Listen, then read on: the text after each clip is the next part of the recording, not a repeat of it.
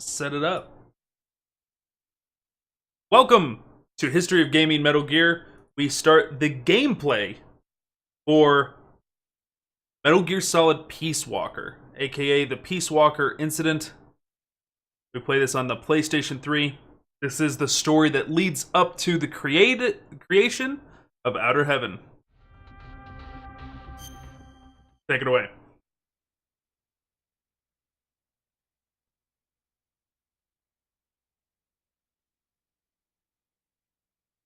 Oh my god. All the technical difficulties we've had this morning. Being very not cool, bruh.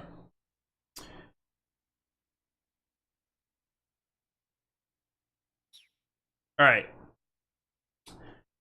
If we have any sound issues, you guys let me know ASAP. So that I can turn it down manually.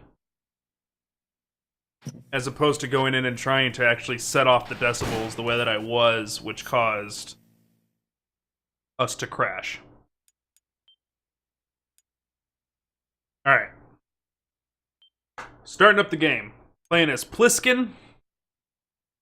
Should be a good, fun time. There's a neat Easter egg in this one I want you guys to be able to see. The year was 1964. The world was firmly in the grip of the Cold War, divided into East and West. One of America's heroes had defected to the Soviet Union.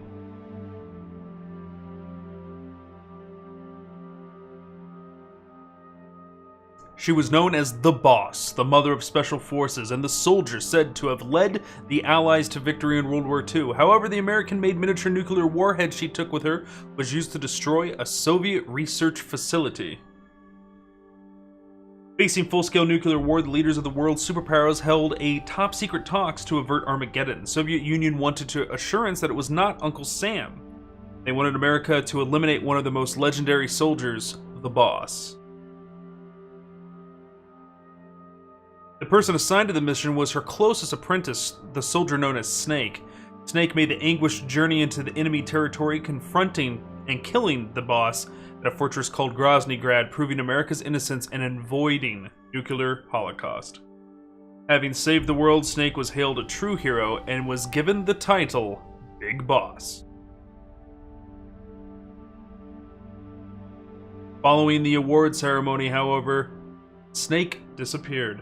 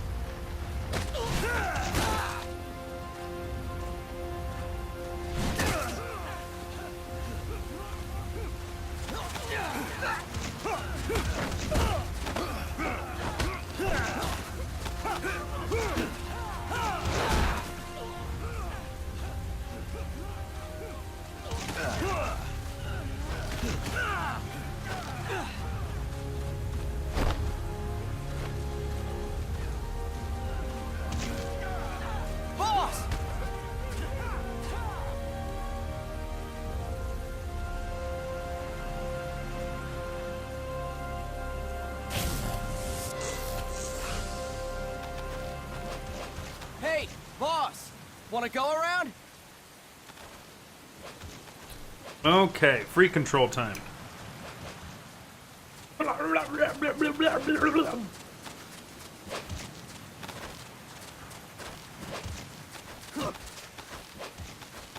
alive, ladies! The boss is gonna join us! Show him how it's done, boss! Okay. Your first priority in enemy territory is knowing your surroundings. Your Uh-huh. life depends on where you are looking and how fast you can identify your targets. Therefore, Sure. you must first master moving your line of sight. Got it. To move your line of sight, use the right stick. Now, when I give you an order, look in that direction. Okay. Look up. Good. Look down. Good. You should be familiar with the up and down controls now. Press the action button if you're ready to move on. I am. Okay. Next, we'll check your left and right. How's the sound, guys? You guys hear Look me all right. right? Good. Look left. Good. You should Even be with the familiar water with and all the that? left and right controls now. Goat Slayer, you Press let the me know. action button if you're ready to move on. I'm Okay. ready to move on. You can change the controls anytime in options. Go with the method that works best for you. Next, I'll explain how to change stances. If you just stand there like an idiot in front of an enemy, you might as well kill yourself now. At times, you will need to get low to avoid detection. You have 3 stances: stand, crouch, and lying down. To change stances, use the crouch button. Tap the crouch button to change between standing and crouching. You can move in either stance. Hold the crouch button and keep it held to lie down. However, you cannot move while you are lying down. I'll say that again. You cannot move while lying down. Is that clear?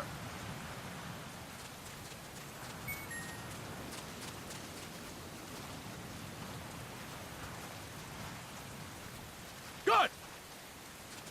Next, we'll work on your movement. Use the left stick to move around. Tilt it a little to walk slowly. Tilt farther to run. Decide which to use based on your situation. Remember that your footsteps are louder when running, making you easier to discover. Be careful! Alright, so here's walking. This is running. Good! Now we have rolling. Rolling is useful for knocking down enemies in your way, and for getting away when surrounded. You can also use it to jump over small ditches and other obstacles. To roll, tap the crouch button while running. You got that? Tap the crouch button while running! Don't forget it!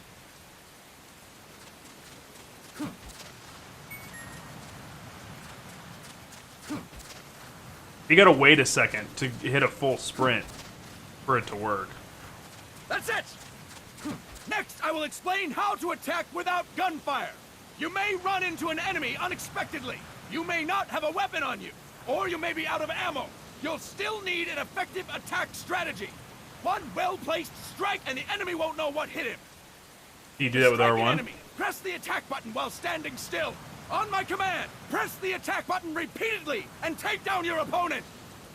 Go! You guys hearing me? I'm ready, boss. The microphone not working? How's the sound?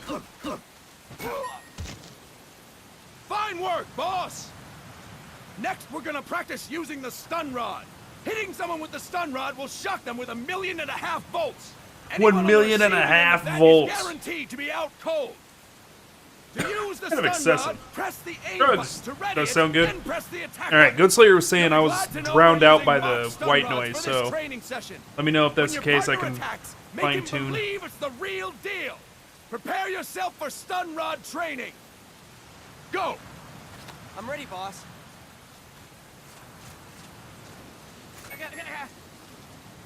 Impressive, boss! Now, we'll move on to CQC. CQC, or Close Quarters Combat, refers to when engaging an enemy in battle at very close range. It is a quick and efficient way of eliminating a threat. There are various CQC techniques. We will go over each of them. Don't get cocky because you think you know them. This will be different from what you're used to. Pretend you are learning it for the first time. The first technique is throwing your opponent. To do this, position yourself near your opponent and press the attack button while you tilt the left stick. Be sure to press the attack button when the icon appears. Now, Okay. wait for my command and throw your opponent. Go! I'm ready, boss. Okay. That is incorrect, boss! I forgot how satisfying that was. That is incorrect, boss! Boss, you have to press the attack button as you tilt the left stick. That's what they want me to do. Impressive, boss!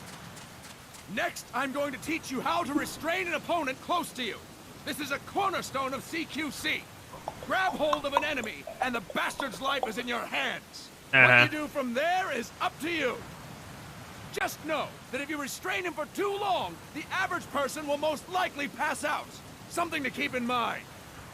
Let's begin. To restrain your opponent, hold down the attack button while near them.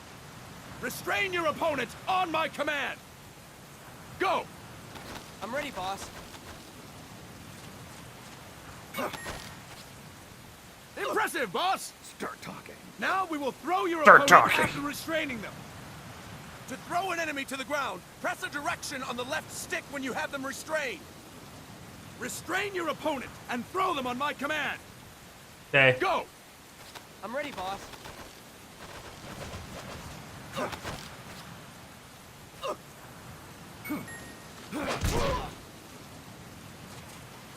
Fine work, boss! Now we will try CQC against multiple enemy opponents. You can also take out a group of enemies by throwing an opponent you have restrained. First, restrain an opponent by pressing the attack button near them. Then, tilt the left stick to throw them. By tilting the left stick toward other enemies, you can send your captive flying straight into them. On my command, restrain and then throw your opponent. Go! I'm ready, boss. What sucks is the tutorial's like slow and monotonous, but I still need it because there's shit that I forgot. Fine work, Oh, did you see that? boss! There was like a combo button. I forgot about Again. that. Go! I'm ready, boss.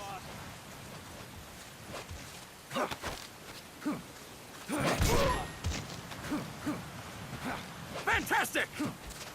All right! Why don't we do something special since the boss is here? Okay. Anyone who feels like getting their ass kicked, step forward. Don't hold back, boss. When you're surrounded by multiple enemies, you'll have to take them on one after the other.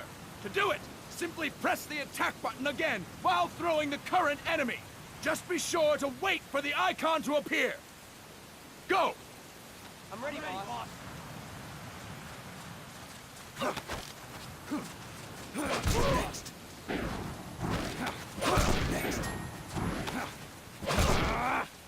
Oh, I love it. Fine work, ESP boss. game, guys. Again! Go! I'm ready, boss. The boss, the bot must have crashed. Hold on, I'm getting it back up, Spurks.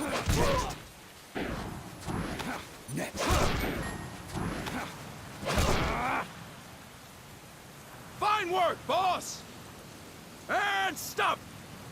That's it for today! Stop murdering Thank everybody! you, boss!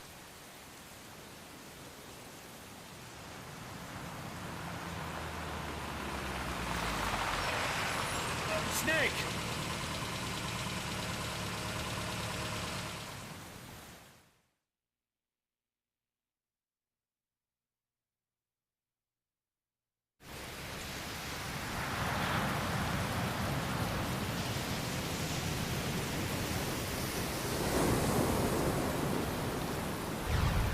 That was amazing. Look at that.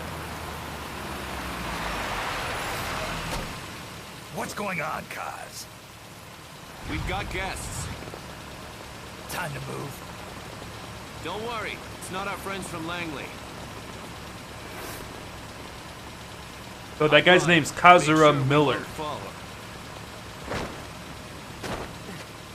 Thank you, big boss. Call me Snake. Sorry, Vic boss. Listen up. For us, there is no victory. But in Revolution, doesn't one triumph or die? We don't do either.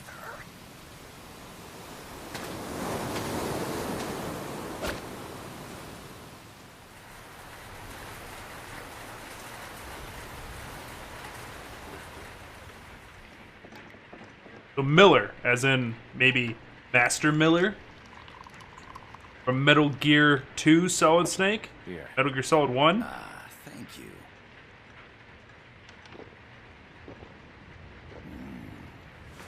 I feel like a new man. There's no coffee like Costa Rican coffee.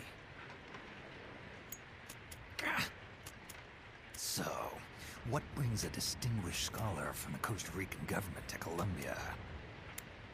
Professor Galvez comes from Costa Rica's University for Peace. You see, over the past year, there have been sightings of an armed group in Costa Rica. They're not ours, of course. Costa Rica doesn't have an army. Correct. Article 12 of our Constitution states that the Army as a permanent institution is abolished. The Peace Constitution. You think it's rebels who fled Nicaragua? No, they don't appear to be guerrillas. They're far too organized. What's your government's take? The authorities in San Jose claim it's a multinational security firm, hired by the Development Corporation of Costa Rica. Lies, obviously. They're bringing in state-of-the-art weaponry and equipment by the shipload. Where'd they get that kind of cash? I fear La CIA may be involved. The CIA. As you both know, the United States views Central America as its backyard. Even after Cuba, we've managed to maintain a delicate balance with the US. And your government can't just give them the boot? We are not allowed to bear arms. Japan's constitution has something similar. Article 9. It says Japan renounces war and can't maintain an army. I understand that you and your men have neither state nor ideology. That you will fight any foe. Please, you must drive them out of our defenseless country. We come to you, the Militaires Sans Frontières. So, you want to hire us? Yes, as our deterrent. We can't afford to pay much, it's true. But we can offer you this. A forward operating base. An offshore plant in the Caribbean. Sounds pretty good to me. This place is becoming a mess anyway. Snake, we need someplace we can settle down. The government's agreed to cooperate. Unofficially, of course. A chopper for transport would be nice too. I'll see what I can do. Hold it. You seem to think we're just a pack of dogs of war. Is that right? Yes, that's what I've heard. You're an army without a state. No, we've only left our countries behind. Please, you must help us. If your suspicions are true, force isn't gonna do any good. You'll have to find a political solution. The government's hands are tied. Go back to your bosses in San Jose. Tell them if they want, I'll introduce them to a negotiator I know. No. I'm not here on their behalf. So, what are you doing here? For over 20 years, I've preached the virtues of peace at multiple universities. Tonight, I stand before you as an educator. This is my student. She came to me to study peace. Her name is Paz. Paz Ortega. Paz. Peace. No kidding. That's my name too.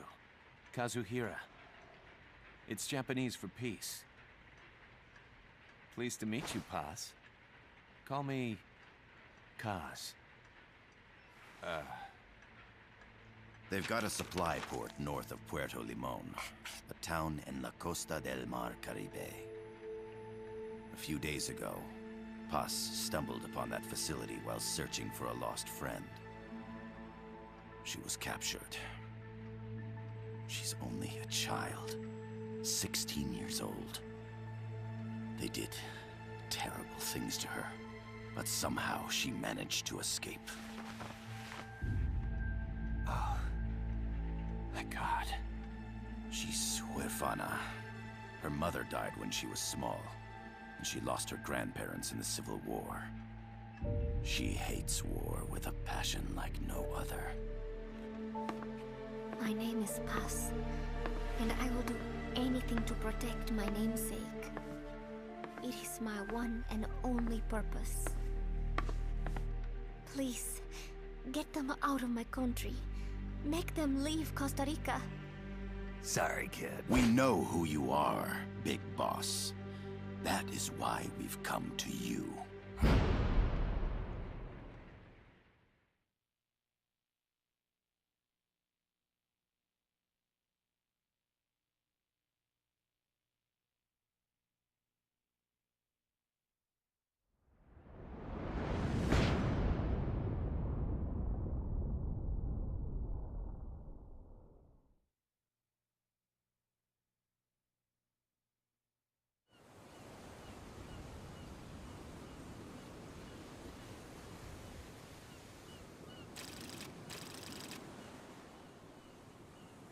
Miller here. Do you copy, Snake?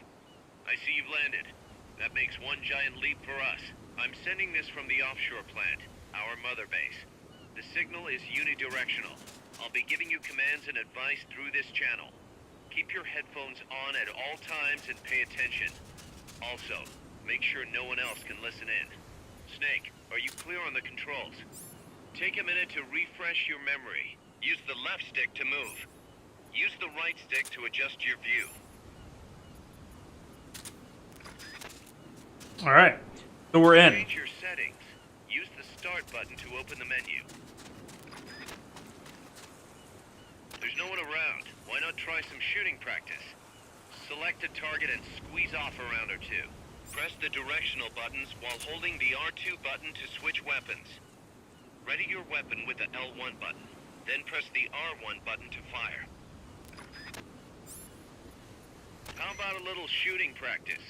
Try hitting a coconut. Reloading, good. Yeah, so something I was just saying in chat for those of you, like this game, one of what makes this game so good is the voice actors in this game. It's out of this world. So of course David Hayter's a fantastic voice actor, and he plays, oh my god, of course Solid Snake and Big Boss in the majority of the games. But the other names in here is probably the most legendary voice actor of all time, Stephen J. Bloom. Stephen J. Bloom is the guy from Toonami. He is Wolverine. He's Spike from Cowboy Bebop. He's also Ogren from Dragon Age. Like, his list goes on and on. But the little girl, she's played by Tara Strong, who you guys know as Raven from Teen Titans. She plays Harley Quinn in all of the Batman games. She plays her in most of the cartoons too. I think alongside Mark Hamill as the Joker. She's just Powerpuff Girls. She's in tons. She's in My Little Pony. Like, she's a huge cartoon voice actress. And then who do we have for Miller? Let me look it up. Peace Walker voice actor.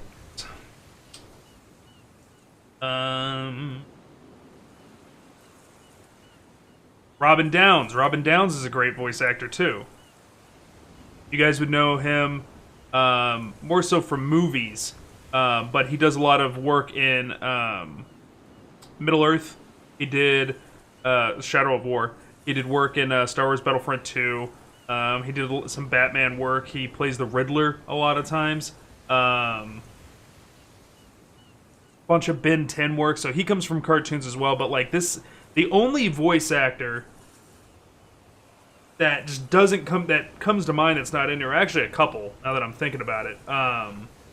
But you got Travis Willingham, Laura Bailey, all those guys. They don't get a lot of Japanese work. They stay pretty much American, so that's why you don't see. God, what's his name?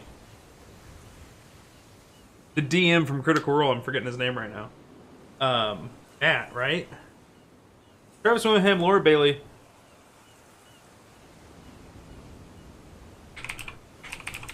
Man, my brain is just... Matthew Mercer, thank you. Matthew Mercer's not in here, Mark Hamill's not in here. But just like... Yeah, Matt Mercer. Like, it just such an all-star cast of voice actors. David Hayter's great. Stephen J. Bloom's one of my favorite voice actors of all time. Like, just his voice is just so goddamn rad. I'm just gushing over it a little bit. That's the point of History of Gaming, though. Select Like, equipment by pressing the square or circle button while holding the L2 button. To check your map, press the start button to open the menu. The M16's a standard assault rifle, capable of rapid fire. alright, so there's an auto aim function. That's kind of cool. Perfect.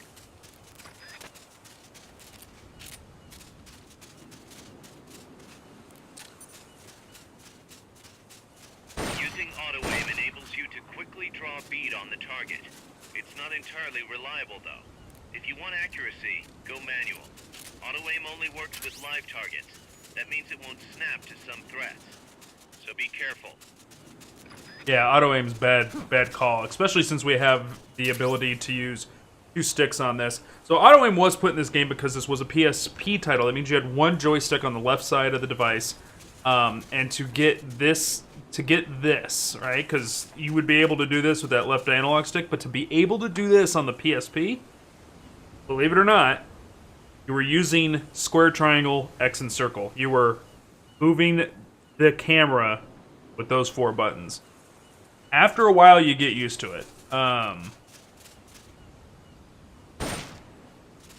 right. Nicely done, boss. Now, kind of the downside is because of that, Peace Walker was made to be a little bit easier to accommodate for such a lack in controls.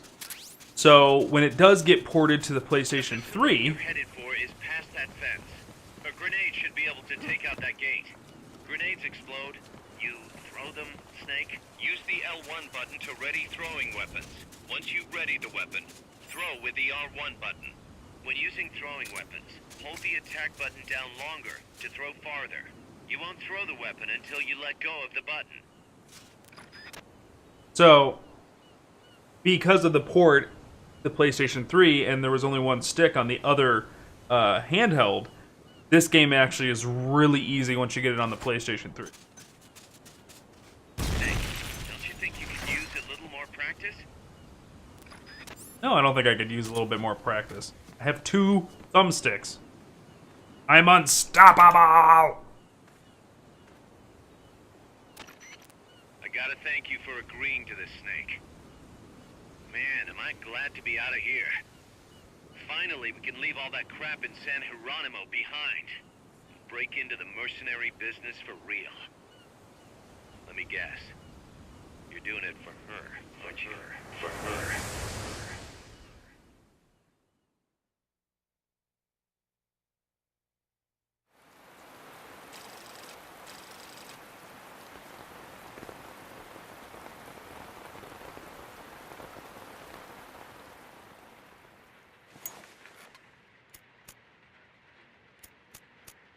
Are they still here? Come on, Snake. This could be good for us.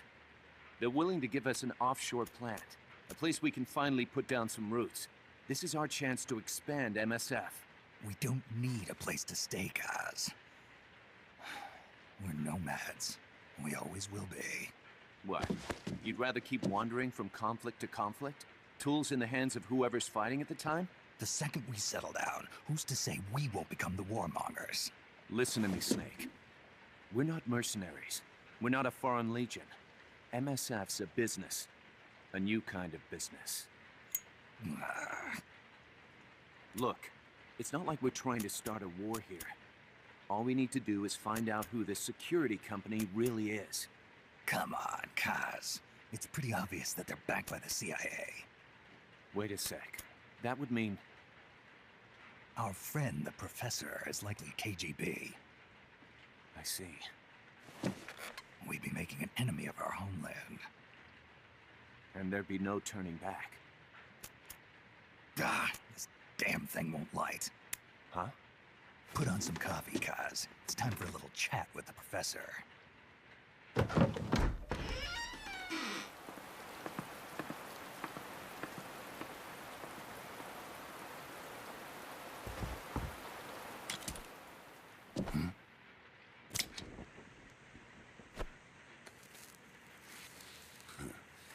I was a heavy smoker. When I got my medal from the Secretary General, He gave me this prosthetic hand as well. But smoking was ruining my lungs, so I quit. I've not had much use for it since. It's quite an honor to meet the legendary Big Boss.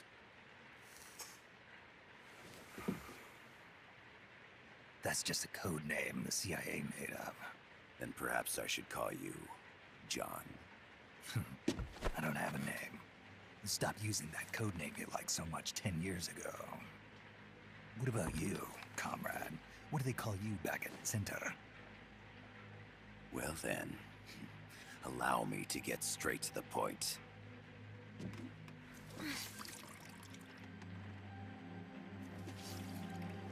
Land as slim as a whip, hot as torture. That's the Chilean poet, Neruda.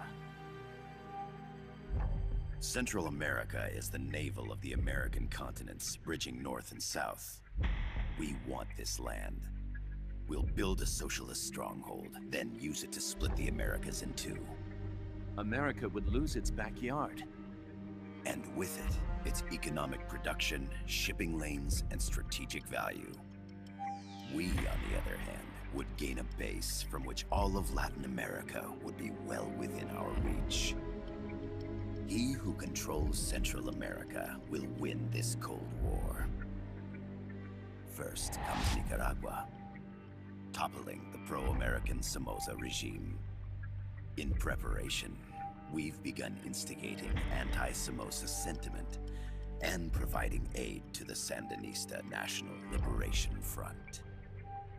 You're manipulating Sandinista into overthrowing Somoza for you.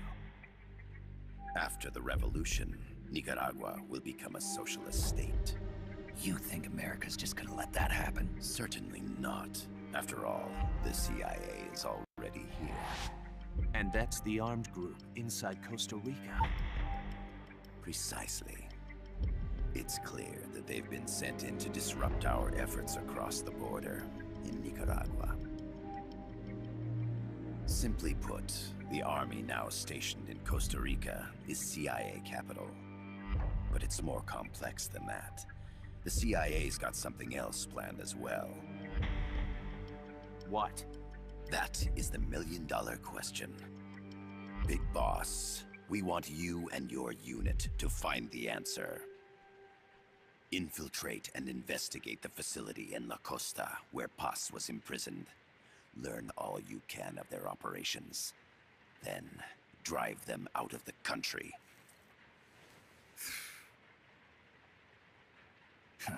You're asking us to settle a turf war between the KGB and the CIA? What about her? That was all just an act? You mean her words about peace? She was captured, that much is true. But I've kept my KGB affiliation from her. And you thought we'd fall for a sob story? No. I had good reason to bring her along. She managed to escape with her life, but her friend was not so lucky.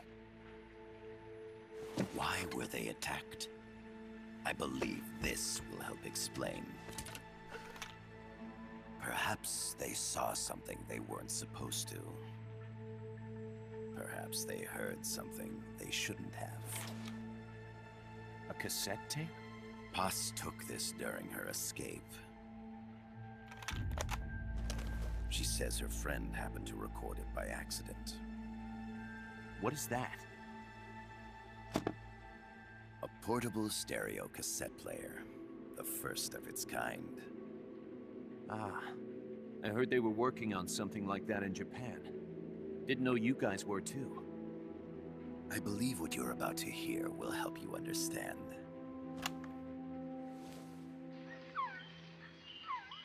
What is that? A Quetzal? The Phoenix bird. Paz's friend was researching birds. She went out into the jungle to record bird calls and stumbled upon this.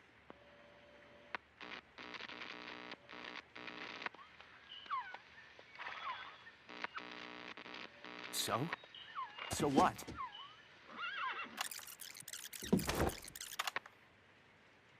Now it gets interesting.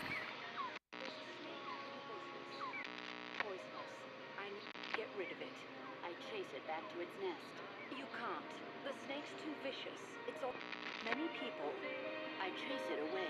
It will bite you unless you kill it. Go home. Boss. Voice print analysis confirms that this voice is indeed that of the legendary hero and criminal, the boss. What? The other hasn't been identified. Female in her 30s with a British accent. The song playing in the background was a hit in 1973. What's it going to be? Loyalty to your country or loyalty to me? Your country or your mentor? Your mission or your beliefs? I am loyal to Boss myself. is alive in Costa Rica.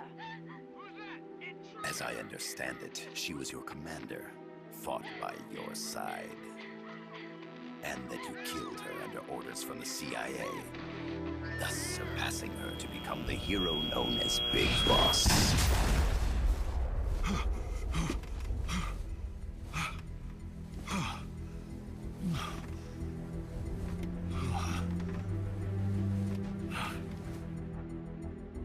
Well, what'll it be? Will you take the job? Snake, it's gotta be a trap.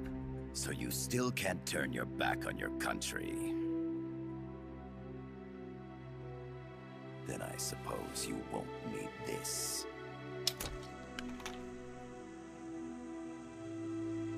Wait! Snake? I'll do it for the girl. For Paz.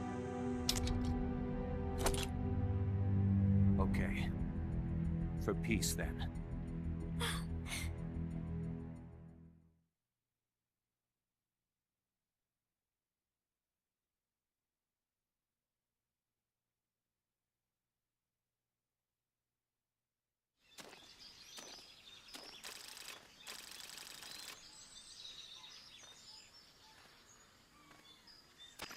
There they are. CIA mercs. Snake, you've got to get past them undetected. Avoid combat whenever possible.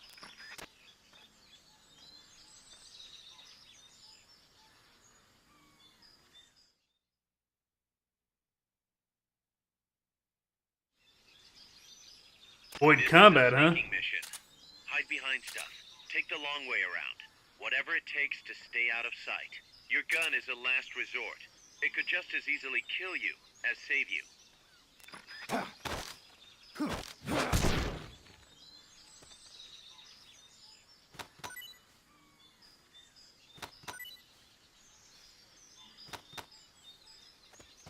Not enough room, huh? We'll keep it here at the base.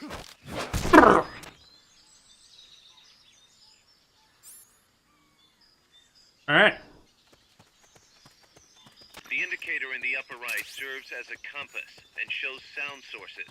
Pay attention to your surroundings. Keep your eye on what's left of your life gauge on the left of the screen. To the right of that, you'll see your sight gauge. Exhausting it will inhibit your actions. Your life gauge will recover with time. The sight gauge, too. You'll recover faster crouching than standing up. Lying flat works even better. The percentage in the upper right is your camo index. The lower the number, the more easily you'll be spotted. Conspicuous movements and loud noises will compromise your camo index. Your fatigues will act as camouflage.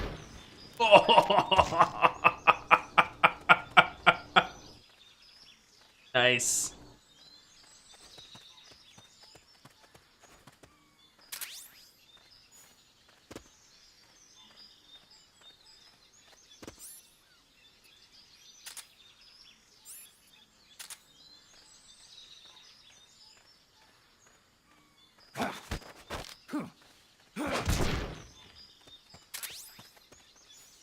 Alright.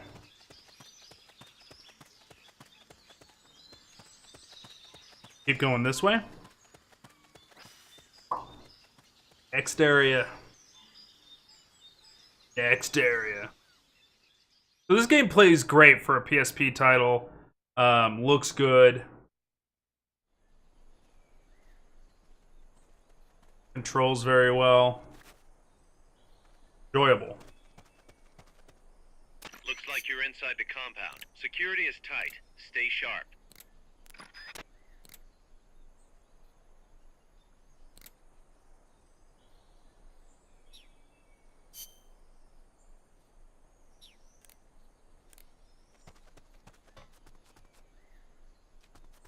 Oh, I love this. This is where we start seeing that, like, movie-style credits. Like, we're already, like, a ways in a little bit, and we start seeing credits. This isn't the game where we start seeing that. I stand corrected. Like, that, he's been doing that for a while. But you're seeing it again, and it's just... It's just a subtle, different approach to how you make a video game that makes Kojima's work so... stand out so much from everybody else. Hey!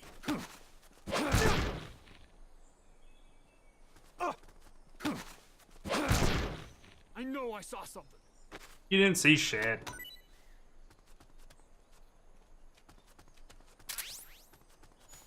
Now, kind of cool thing from Portable Ops to this game, if you pick up extra items, they get sent back to Mother Base. You don't have to drag it to a truck and get somebody with the transport.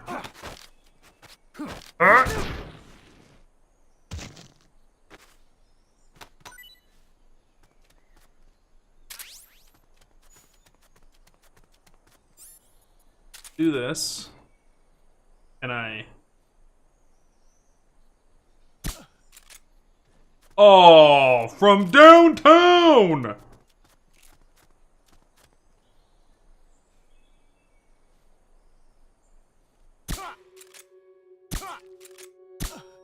There we go.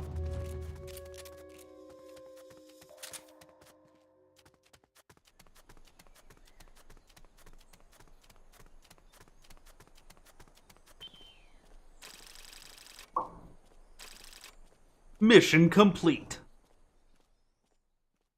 Alright, so the boss is alive in Costa Rica? What? Yes, sir, we broke him. We acquired the whereabouts of target 500. Acknowledged. Spears are loaded. The barge has cleared Point Bravo. Acknowledged. Out.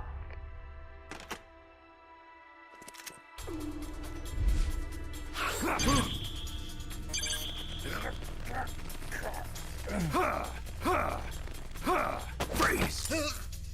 The cargo, where's it headed? What is it? Air suit! In the mountains! What's up there?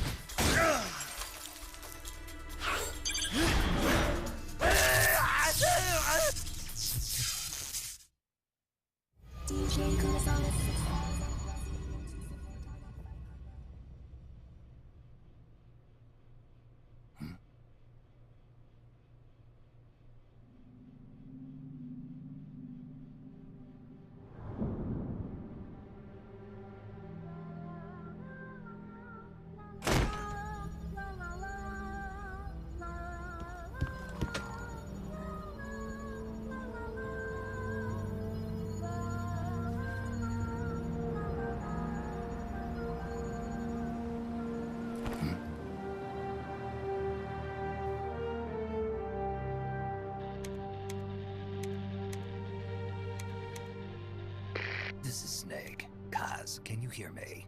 Loud and clear. You found a radio. It's got a circuit that reverses the audio phase. Let's switch frequencies from time to time, just to make sure we're not detected.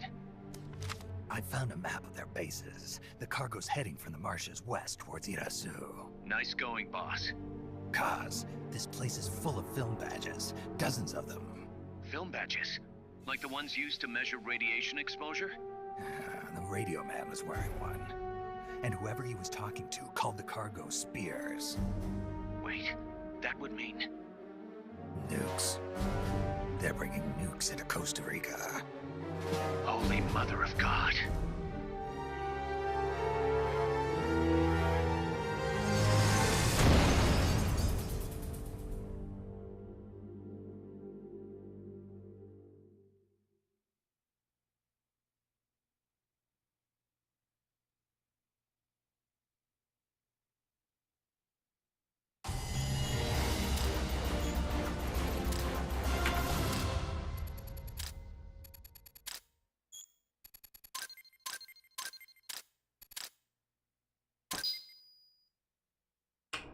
Good job. Obtain design specs for the following weapon item. The M1C, rank 1. Smoke grenade. How's that map, Snake? Think you can use it? It tells me where their bases are, but it's just a bunch of points. No routes. I need better intel on the lay of the land. Snake, the professor said he's got the Sandinistas on his side. Said you should get in touch with the FSL and Commandante. Do they know they're backed by the KGB?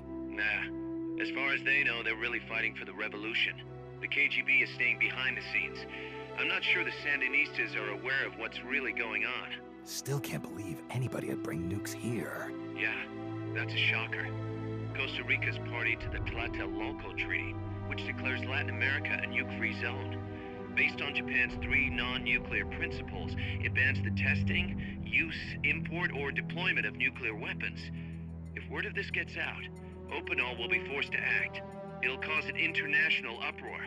The treaty was signed to prevent another Cuban Missile Crisis. If the U.S. itself is gonna scrap it... Latin America is too close to spawning another Cuba or 2 already. The entire continent would become one big powder keg. Well, if they did bring nukes, we can't let them get away with it. Are they planning a test, showing off? Or is it all to keep the anti-American movement in check? Good question. Why bring them here? I can't figure it out. Whatever the CIA's up to in Costa Rica, the professor wants it stopped. We need to find out what that something is. We need to get ready first, Kaz. Repairs? Working as fast as we can, boss. This place is pretty beat. Looks like hell. But as long as you're with us, we'll make it heaven. No one can bother us here. No state telling us what to do. This is the MSF's haven, our mother base. And with this foothold, we'll back you up even better than before. We're gonna turn this pile of junk into something big. Big raid coming in here from Rickwee. Good guy bringing in those folks. Thank you for the follow, Vampire. Welcome. Lady Goggles. Metal Gear's great. I love it. So here we are at Mother Base. Of course, we're playing Metal Gear Solid Peace Walker. To let you, those of you who have come over from the raid, to know exactly what we're doing, History of Gaming is a series that I, Zigguroid the Video Game Viking, work on where we go through video games throughout the history of gaming, and I educate you guys on stuff. I've done a lot with video games over many, many years, and I've been playing them since the very late 80s. So what I found when I started streaming on Twitch is I'd bring up some old games and people would be like, oh, I never even heard about the first, I only knew about Castlevania Lord of Shadows. I didn't know there was a game on NES. Thank you, 5, for the follow.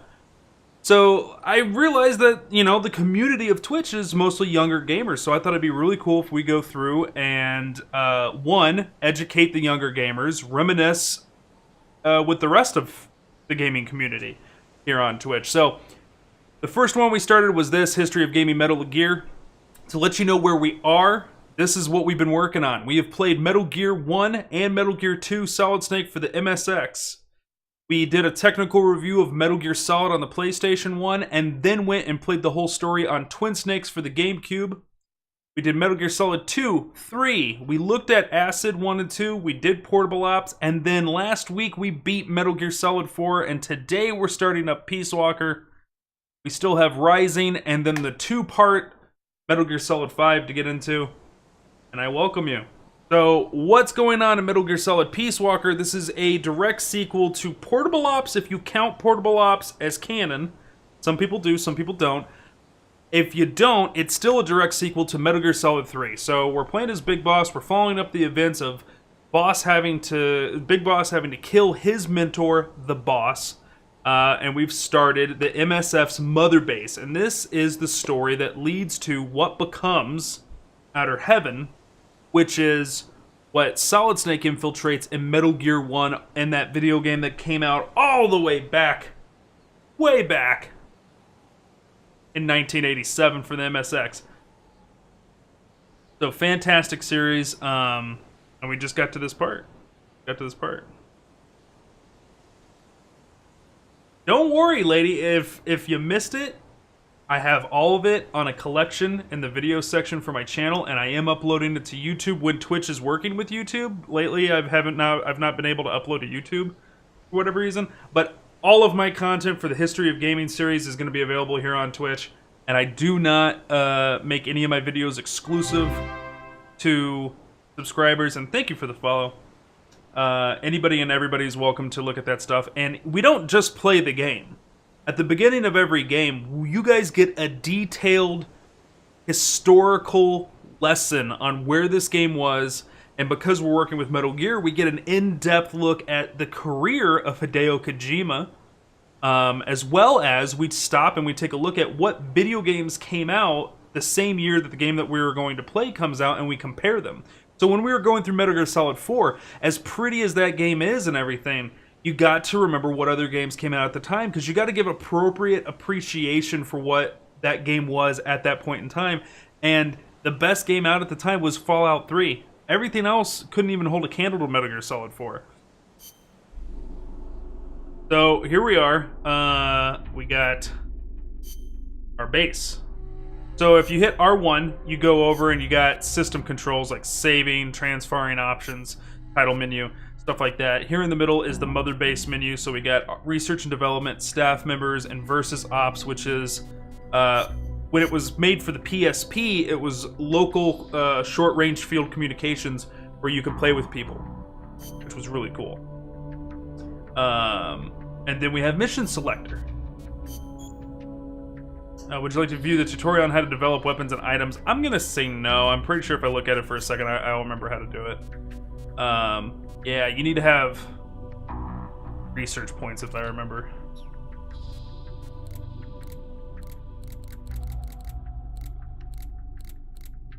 Alright, that looks good. What items? There was an item... Cannot develop this. Requirement, R&D team level 22 or higher and a mess hall team level 5 or higher. There we go. The Fulton recovery system. We've seen that in a previous title, Metal Gear Portable Ops. From this point out, anytime that we're playing a Metal Gear game that's about Snake, not Raiden, which means this game and then the two-parter, final Metal Gear 5, the final part of the series, you'll be seeing a lot of Fulton recovery system. It'll be a lot of fun. It was a fun bit war.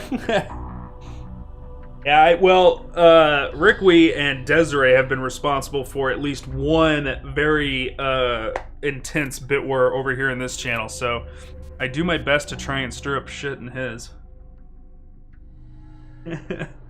Liddy Cockles bites tongue to not rant about Metal Gear Solid 4. I would hope it would be a positive rant. Metal Gear Solid 4 is amazing. What's this? I have very little negative things to say about any of the Metal Gear games. I adore the series. With the event, would you like to view staffing tutorial? No. I bet you I can figure it out. Alright, so Miller's unique, right? Okay.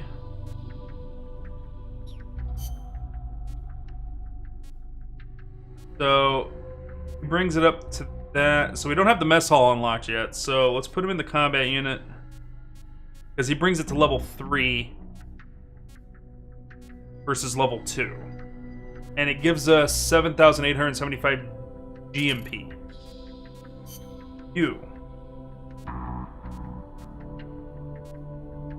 Okay, so let's take a look. So he's got a good engineering and a good mess hall. Not great at combat, nothing in medical. Mess. Oh, the last one. Item creation, maybe? I don't know. Put him in the R&D team. Ready for development. GMP cost. Okay. Alright, we're remembering now. Remembering now.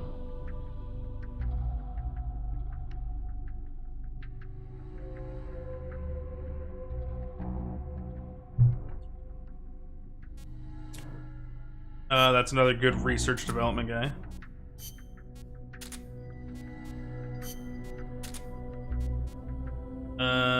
I think he's good. This one's kind of a wash, so I'm going to put him in the combat unit. He's good for combat. Wash. How is that at a -1? Oh, because I'm removing him from that area and putting him into another one. That makes sense. Combat. Combat. Oh, he's really good at food stuff.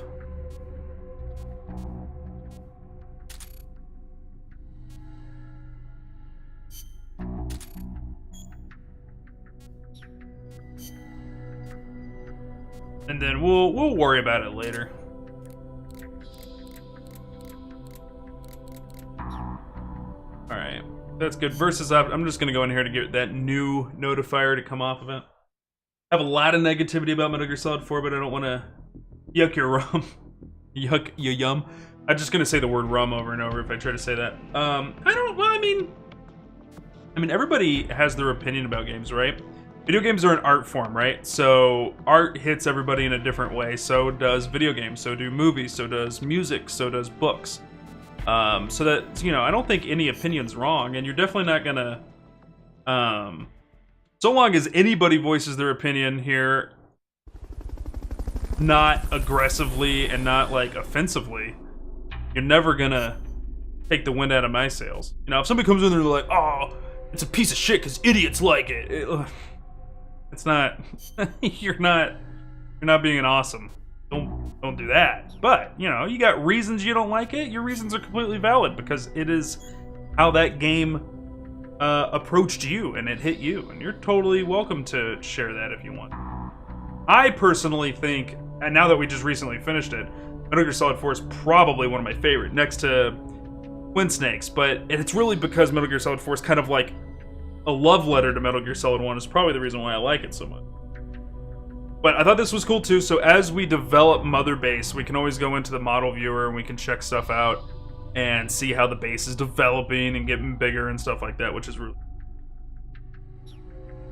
Rick-Wee, goddammit! My god! Says the guy who plays Minecraft all day. But your Minecraft is cool, man. Like, you got it all modded and shit. That's awesome. If you guys haven't seen it, you guys should check out Rick-Wee. I have him on my auto-host list, but because of the way that other people on my auto-host list come through, sometimes he doesn't show up. Which I'll probably have to go through and reorganize that so you show up more often. But he's got a really fun Minecraft server he's been working on a lot lately. So let's read this. Select the mission that you wish to participate in. Use L1 and R1 buttons to switch tabs. You can play co-op missions by connecting to the PlayStation Network to become the host of co-op missions. Select a mission from any tab other than the co-ops tab. Other players can join in from the co-ops tab and use the host search function. Current and maximum number of players is shown to the right of the mission name. Okay, so that shows you. You guys see the two little people icon right there? That tells you how many people can go out on those missions. So contact the Sandista Commandant. That one you can play with 2 people. You got a problem with the Northerners? Did you see that video? That was hilarious. Without getting too much into it, the characterization was all over the place. The plot was threadbare. Gameplay, my coffee's out. And the gameplay-wise, it was great, but the story and development rubbed me the wrong way. A lot of people...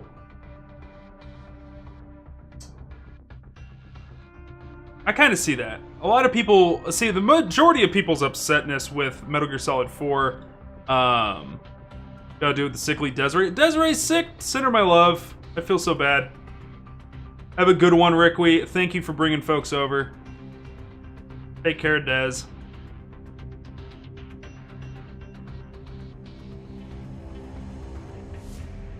Make, like, a bunch of chicken noodle soup and throw it on her. And, apparently that fixes everything. So. Gotta do it while it's hot, though. Shocks the sickness right out of them.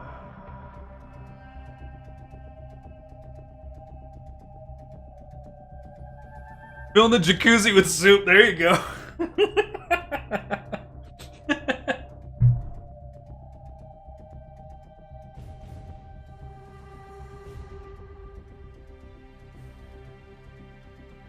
Chicken cutlets may clog the intake. Yeah, it's true. Yeah, well, you gotta seal it. You cut up a bunch of plastic bags and you duct tape it to the side of the jacuzzi, and then you fill it with chicken noodle soup. That's how it works. Yeah, but to Lady Goggle's point, yeah, so there's been a lot of people's complaint with Metal Gear Solid 4 is because of the way the story was developed. And the few things that I've heard the most of, one is that it's Metal Gear Solid the movie. I adore that. I absolutely love that Metal Gear has really long cinematics. You know, again, it's an opinion. So my opinion doesn't have to be right. Other people's opinions doesn't have to be right. Actually, nobody's opinion's correct. I love it. I love it because it's different. So many video games out there are just like action, action, action with so little depth to it. I adore playing pretty much like what's cool to me about Metal Gear Solid 4 is there's so much content to Metal Gear Solid 4. You couldn't deliver it as a book, and it would take way too long to deliver it as a movie.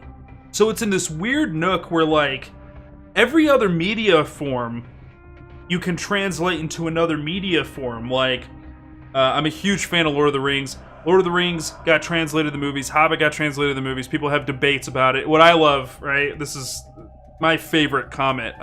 Before Lord of the Rings and The Hobbit were made into movies, everybody always goes, oh, Jurassic Park was a pretty good movie, but the book was better. You just can't cover everything that's in the book in a 2-hour movie, right? The complaint was movies are too short to cover what's in a book.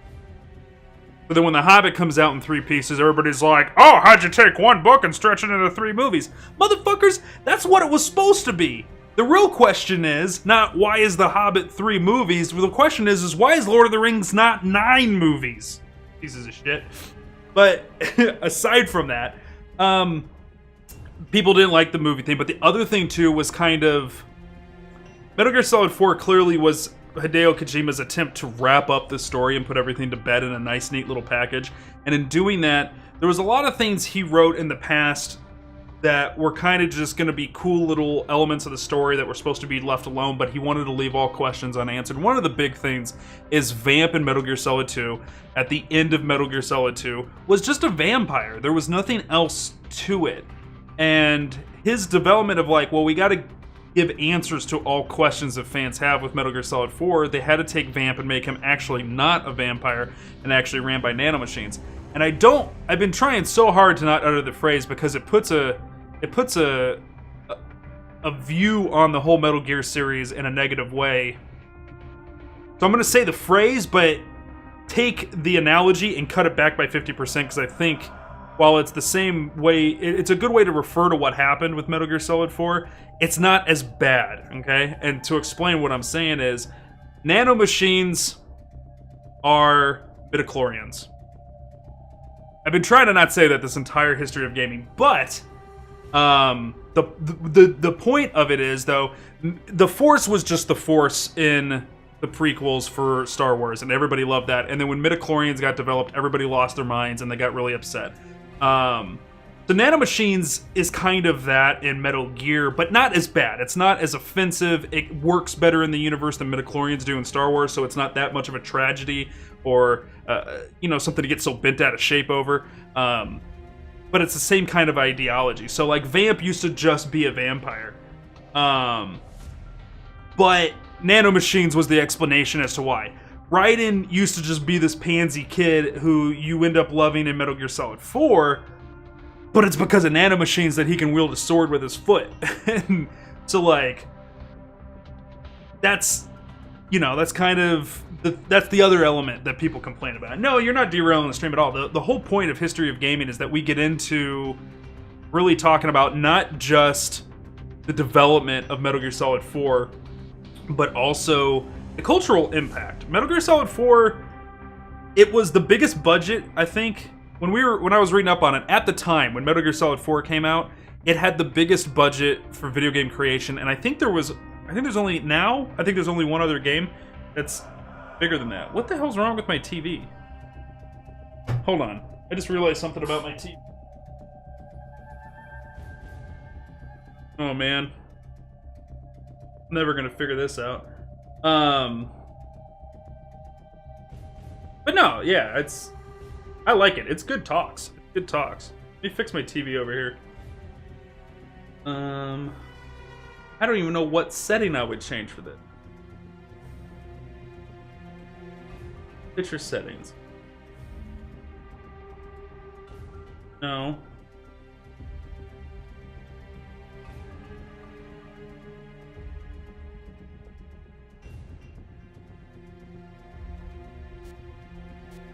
Hold on.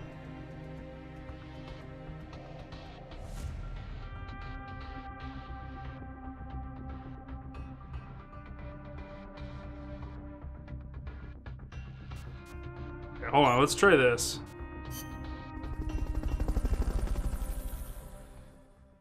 It looks good on the stream to you guys, but on my TV, I got shit cut off on the edges.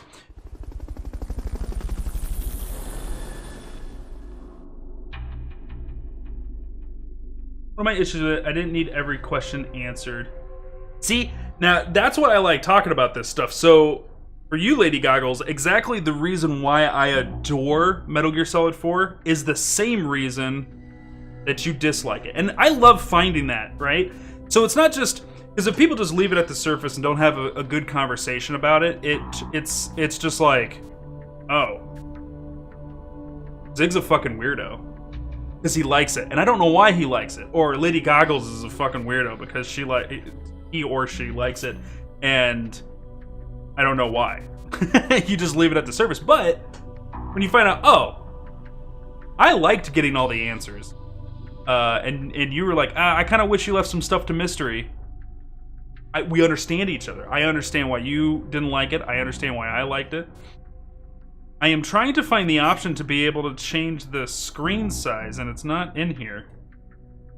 And it's really making me mad. So, like, right here, this circle, like, right here, it's cut off on my TV.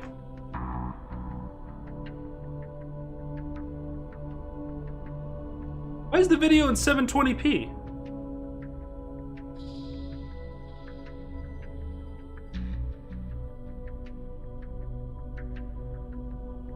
View mode? There we go. Full screen. Why would you ever be in anything but full screen? You piece of trash. Alright, we're good now. Let's get back into it. Good talks, though. Good talks.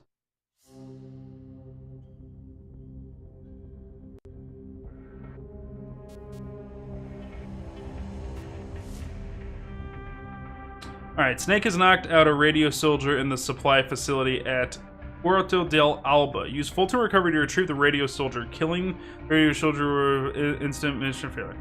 Okay, so we can only send in soldiers. The boss has infiltrated the area around the coastal supply facility and knocked out the soldier there. But we can't just leave him there to be found. I need you to get in there and capture the unconscious soldier using the Fulton recovery system. Do it quickly before he comes to. Alright. Alright, mission prep. You're not able to take Snake on this mission.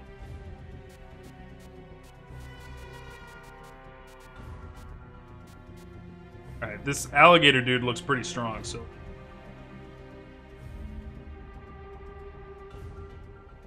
Well, thank you, lady. I appreciate that. I mean... The reason why I stream is because I love video games. Most people would consider it an obsession or a a problem. My passion for video games, but I just love video games. I love them, and I think they should be shared and appreciated. And you know, like I said before, it's an art form, video games, and you know, a lot of people out there in the world really like Picasso. I think early age Picasso is amazing and blows me away. I think late age Picasso, I think the whole world went nuts. I think you're all fucking crazy. Why the fuck did you consider that to be good art? I'll never understand. But people are like, yeah, drawing like trash is so deep and amazing. I don't get it, right? But that's art though. That's the point. On the other hand, I adore everything Van Gogh's ever done. Same thing with video games. It's, you know, it's hit and miss. Some people are gonna like, you know, this game, some other can't. A good example is Dishonored. The majority of people love Dishonored. I thought it was terrible. Like, just not just like a mediocre game or oh, it was overhyped. Like, I think it's an actual example of bad video game design through and through, but people adore it anyway, so. Seeing people who have an obvious passion for games is the coolest thing. I love it. I love it. And I love sharing it with people. I want people to, like, be there when we're talking about it. Though, we do have to take a quick break, because I do have a pepperoni pizza who's been down in his kennel for 2 hours, so he does need to get a potty break. So I'm going to do that very, very quick. Nobody go anywhere. It's only going to take me a minute to take him out, and then I'll bring him on the stream and let you see his adorable face, and we'll get him tired out a little bit, and then I'll put him back in his kennel, and we'll get into this mission where we're recovering this guy. So we'll be right back, folks.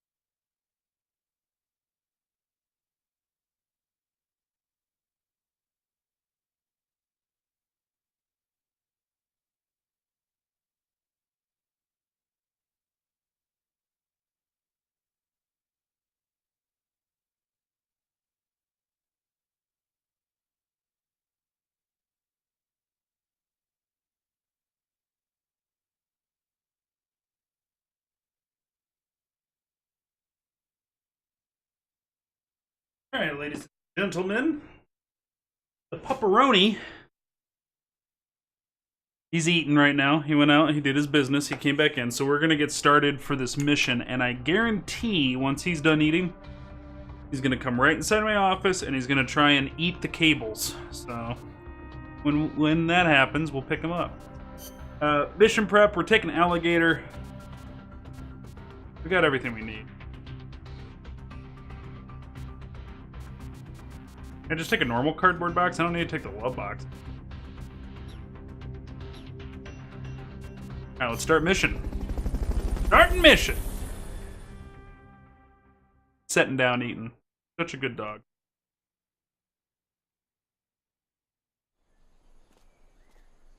Alright, so we gotta get that guy out with the Fulton recovery system. Use Fulton recovery to bring back knocked out soldiers. To use Fulton recovery on a soldier, get up next to them so the icon appears, and push the action button.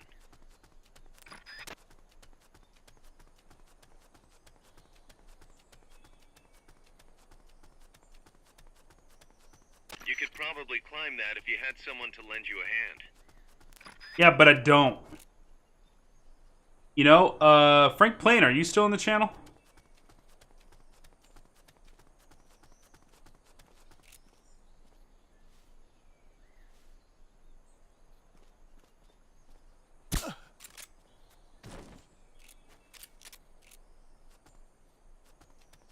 Looks All right. like that soldier's out cold. Try using Fulton recovery on him.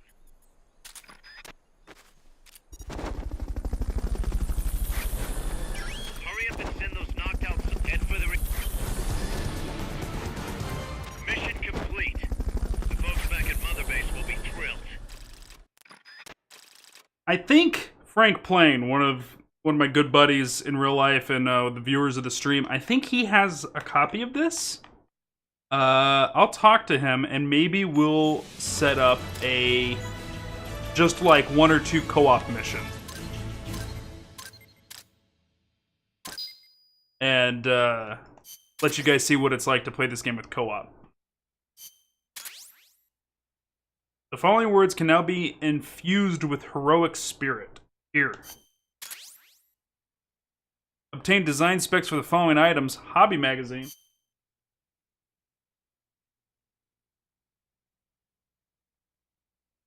Saving, do not turn off power. Personnel report has arrived. No reports from R&D, no special report. Go back to Mother Base.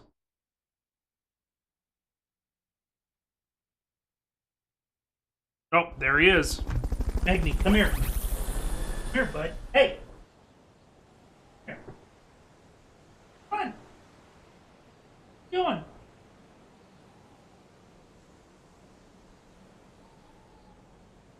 That a boy? Gonna show the world your adorable face? Show everybody your adorable face. Show everybody how cute you are, huh? Over here. Look at you. You're so goddamn cute. Say hello to the stream. They don't want to be up there. You're such a good little pupperino. Little pupperino. Staff parameters have increased. Alligator had his life and psych and GMP go up. I know, isn't he adorable?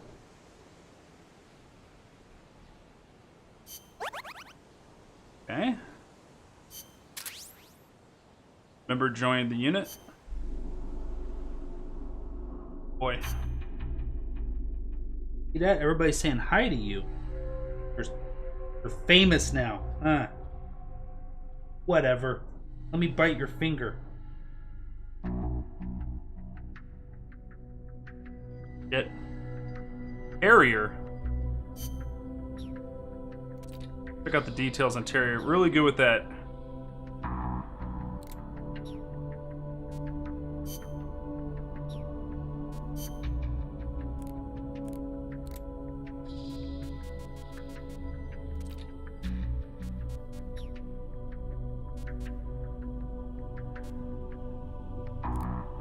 We're in a different menu.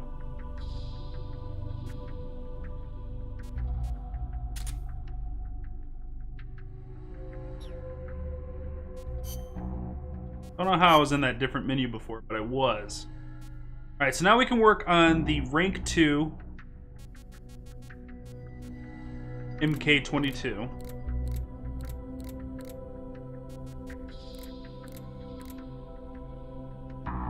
Okay, cool. I get that.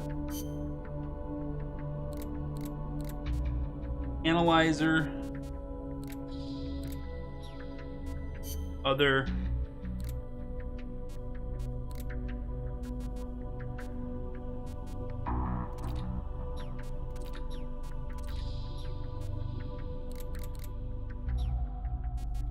Alright, let's do this. Let's do the rank 2.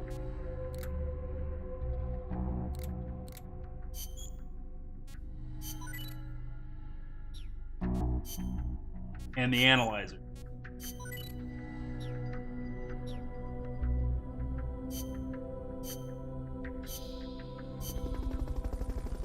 And then we're going to take Snake in on this next mission.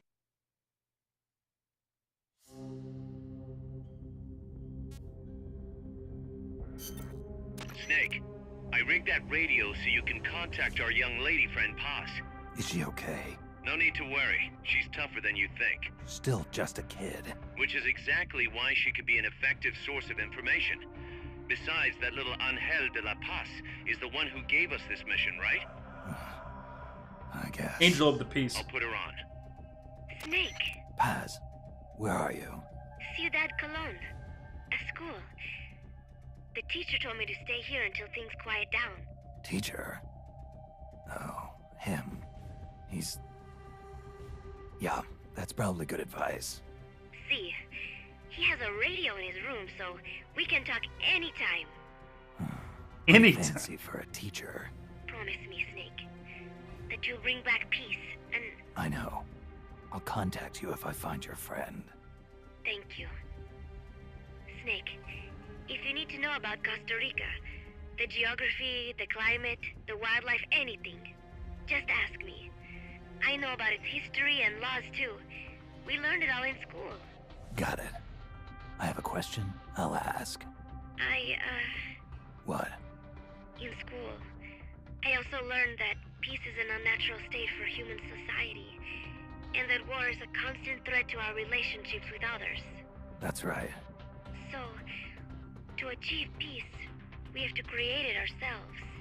Crying about it won't bring it about or make it last. Each one of us must go and seek it out. You won't find it without making sacrifices. No offense, but I don't know what peace is. Never felt what it's like. Never even been interested in it. Snake? Oh, sorry. Listen, Paz, I think your ideas are admirable, and I hope they turn out to be right. Yeah, me too. Peace is in your name. Who better to help bring it back? Thanks, Snake. I will be here whenever you need me. See you later. Snake, use your radio to call people, but stay alert. You're in the middle of a mission and can't afford to let your guard down. Got it. Need to know more about Costa Rica? Paz can help you out. Good to know. We'll follow their transport route. This should take us straight to their main base. From what I've seen, it looks like nukes. Agreed. The key thing now is to confirm whether those spears really are what we think they are, and if so, why they're here. Follow the transport route. Find the nukes. That's what I'm thinking. First, we should make contact with the Sandinista Comandante. They can tell us more about what's up ahead. But it looks like their hideout's already come under attack. We better hope they're still alive. Snake, infiltrate that cabin and secure the Sandinista's Comandante. Neutralize any guards by knocking them out, putting them to sleep, or even using the Fulton recovery system. You choose how to handle it, boss. Alright, for a single-player game, select single. To recruit other players, play co-ops, select host. Prep for the mission, Magni, come on. Prep for that. Alright, so we need to see where we're gonna be. Okay? Gonna be jungle. Okay, bud? But listen, don't eat the beard. It's gonna be jungle terrain. Magni? Stop trying to eat me. It's gonna be It's supposed to be jungle terrain, Magni. Pay attention. We gotta prep with jungle fatigues. Maybe there's a better outfit for jungle. Magni! Stop it! Green's pretty good, Magni. It was tree bark. You just latched onto my beard.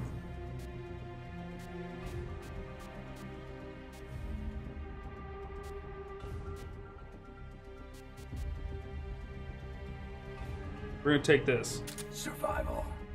Survival. Agni. Agni, what are you doing?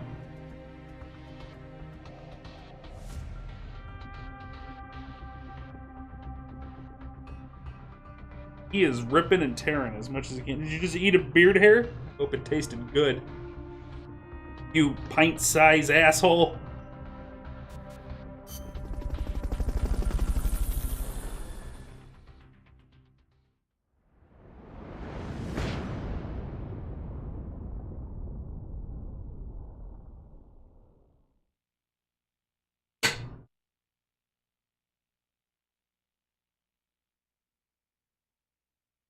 I am trying to stop that beard biting, but I don't have a toy on me right now. That's the way you're supposed to do it.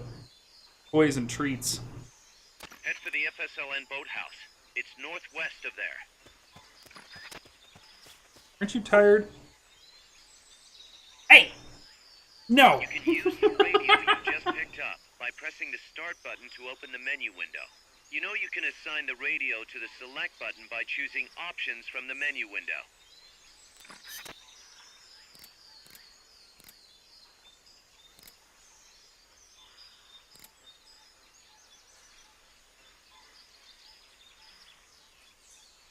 What's up, Reichland?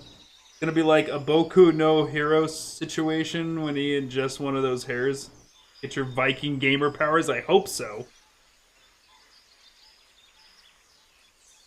Nah, it's like, you need to have treats in your hand, and you need to have a toy, and you need to replace him biting something with the toy, and then when he does that, you give him a treat. It's a whole process that you have to, like, be paying attention to. So for now, I'm just yelling at him when he does it. Select button, let's do codec, because it's on the square button, too. Set up there.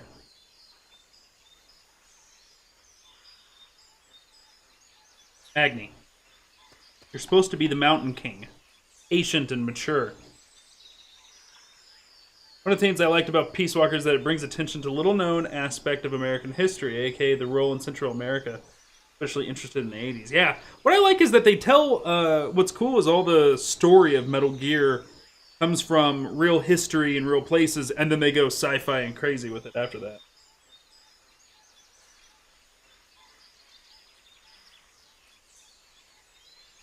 Oh, just brained yourself on the controller because you're wiggling around. Don't. Calm down.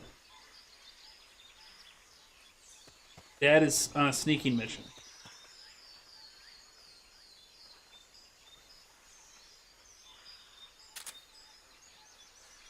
Press the attack button near the enemy to initiate close quarters combat. Hey! Oh!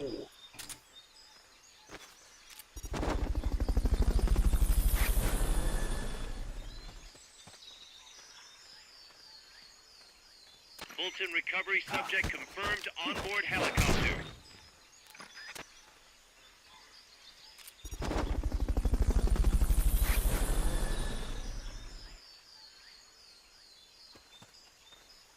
You know I'm trying to love you, right? Helicopter is complete. You know I'm trying real hard to love you. Make it real hard. Now you're just licking me. Good boy. Licking's better than biting. Makes me happy. Not enough room, huh? We'll keep it here at the base. Good. Sci-Fi Crazy has always been Kojima saying, I know, right? Like, I love his style. I like Zone of the Enders. He's up there for me for favorite producers. My favorite all-time video game company is Blizzard, just because they produce such high-quality content. I just love everything Blizzard puts out with a ridiculous passion. But next to that, everything Hideo's put out, I love a lot. Nirik, what is up, my man? You did get here just in time to see the vicious puppy attack. He thinks he's real frickin' funny. Hilarious. I introduced Magni, the Mountain King. Do not bite my finger. Okay? Boy. Good boy. Was good boy. We're waiting for him to get tired, and then we'll go put him in his kennel. How's it been, man? Also gonna lurk while watching the little one, but I wanted to say hello. Of course, of course. Best puppy name ever. I know. Well, Magni here is a miniature Schnauzer breed. So when he gets older, he's gonna have this really badass beard. Because he has longer legs up front. He's gonna have this big barrel-chested stance, big mustache, and very fierce, angry eyebrows. So he's gonna look like a dwarf. So he got named after the Mountain King, Magni, Bronzebeard. And on top of that, Magni is the name of one of Thor's kids in Norse mythology. And being that I'm the video game Viking, I felt that was appropriate. Give everybody a look at your face. Oh, look at how cute I am. Oh my god, I'm adorable.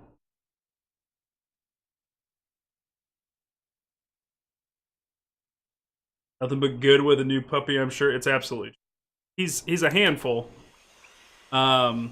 It's the same struggles as having a kid, a baby, I'm sure, just not as intense. I can't sleep at night because I gotta wake up and deal with him, and so yeah, like I think it's the same crap that people go through with having a baby. I just don't think is as anxiety-inducing or intense as that, but the same patient levels. Yeah, and then Magni in World of Warcraft turns into crystal form, which his hair will get gray and white as it gets older. Yeah, so yeah, it doesn't kill the bank account that much. Okay, alright, listen. Alright, I've been real chill with you, okay? I've been real chill with you. But you just tried chewing on the joystick. Now, that's not something that's gonna float here, right? You're cute, but you ain't better than video games. We clear? Don't give me that face. No, you're totally right, though, Frank. Like, babies drain that bank account, you know? He's cost us some money, but he ain't gonna... But, like, I think I'm drawing a lot of comparisons, though. Everybody's like, you gotta constantly change diapers. I'm like, I'm constantly changing potty pads. They're like, they cry all the time. I'm like, yeah, same. You gotta get up in the middle of the night. Yeah, totally. But when he's not eating, I just take him to the vet. When a baby's not eating, there's a lot more anxiety and stress, and you know. And I'm sure the price of bringing home a baby from the hospital is a lot less than what I spent on bringing home a dog. And wait. But at the same time, I'm sure a baby's not chewing on your beard, so you know, whatever.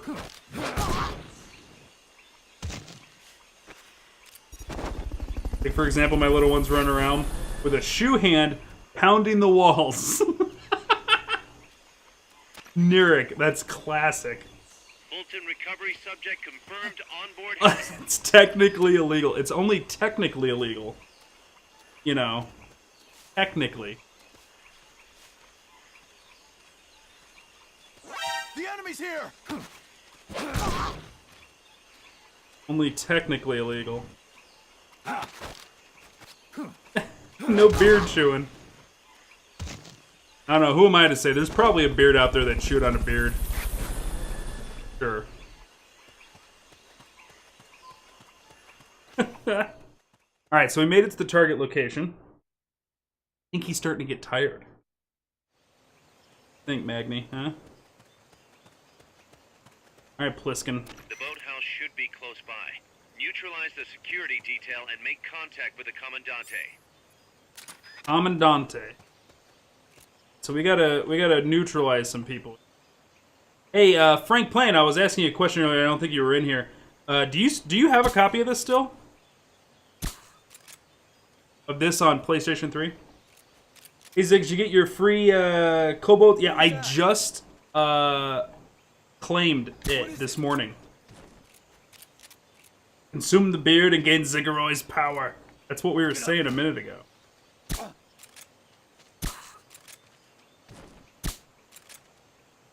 Bro, hold your head still. There we go.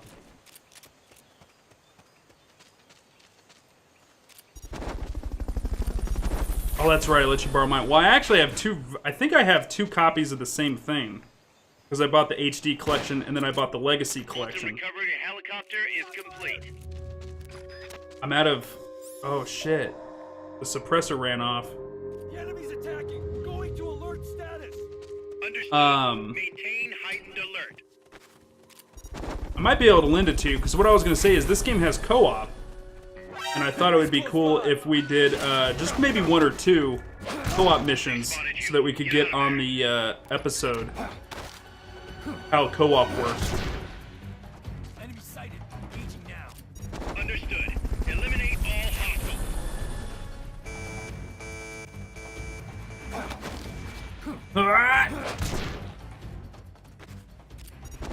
You've lost them. Been playing Metal Gear Survive quite a bit. You know, I'm actually getting. I'm interested in seeing it.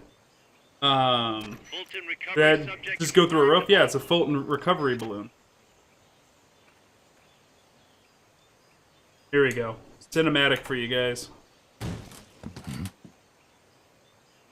But yeah, I'm totally excited to play Survive, even though I know I'm gonna have issues with it. I'm still excited to experience it. You know what I mean?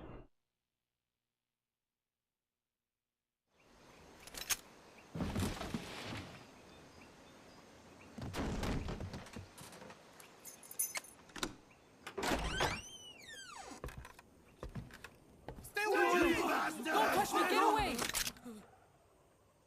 ¿Quién es? Eche? No way. What do we do? Sandinistas, right? I'm looking for someone. Mi viejo! Shh. He's dead. They killed nuestro viejo. You're his daughter. Then that makes you his delegado, right? Relax. I'm not your enemy. Cuban. Reichland, you like the way they handled cutscenes? Yeah, this is done by Ashley Wood. Same one who drew the graphic novel we watched before and Portable Ops. I absolutely adore this style. Cigarettes, you know. How do I look? A little like El Che, no? You Cubano? Colombiano. A photographer. I came to Costa Rica to take pictures of birds. Birds? Yeah, quetzals. You've got no telephoto lens. How do you get your shots? Telephotos for amateurs. It's all in the timing. Oh. Let me smoke Okay, too. we can talk until I finish this. Let me smoke too! Kid has no chill. This place is crawling with soldiers. They don't look like private security, more like hired guns. They're loaded with the latest gear from all over the world. I heard they're a security force hired by Codessa. Yeah, and I'm Papa Noel. Those guys are UCLA's. UCLA's. La CIA. I saw them, setting up shop in town. They're planning to do here what they did in Chile. If that's the case, what are they after? Whatever it is, it's not us. You don't think they're here to push you back into Nicaragua? Impossible. Too much hardware. Too many bases. Didn't you see? They've got helicopters, tanks. It's like we're in Da Nang. There must be something else. They have a base near here. There's a factory to the north, across a suspension bridge. Factory to the north, across a bridge. Have you seen the big transport boat, mercenary crew on the Rio Del Jade? You mean the barge? It's upstream from here. Up toward Irasu. Any idea what's on it? I could introduce you to some of our compas up there, but I don't recommend going to the mountains. We've lost a lot of people there. They take us captive, torture us for information about our compas, and then they kill us like pigs. Got it! All right! This was our last hideout, the final refuge for El Frente, after being pushed out of Nicaragua and into this peaceful paradise of Costa Rica. Then, El Monstruo attacked. A monster. Y mi viejo.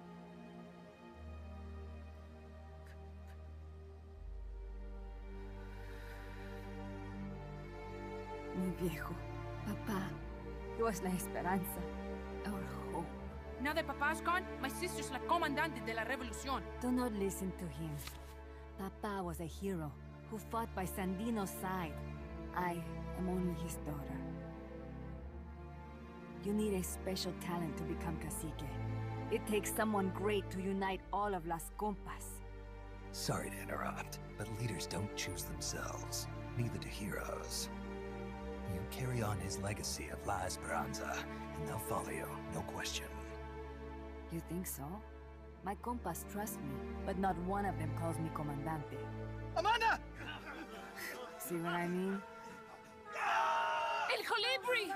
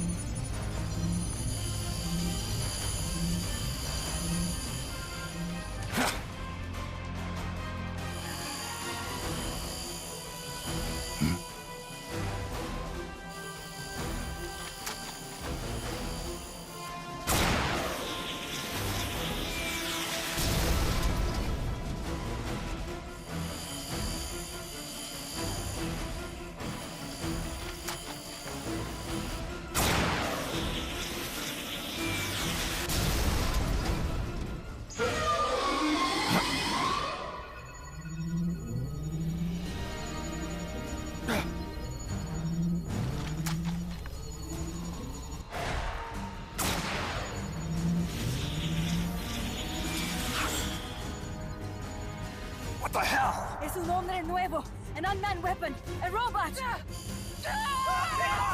Chico! No, he won't survive the fall! Out of my way! Better for him to die at the hand of a compa than suffer their torture.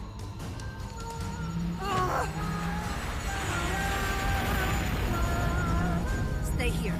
As long as I'm still alive, I might as well repay. Over here! Fine, Chico! ¡Venceremos!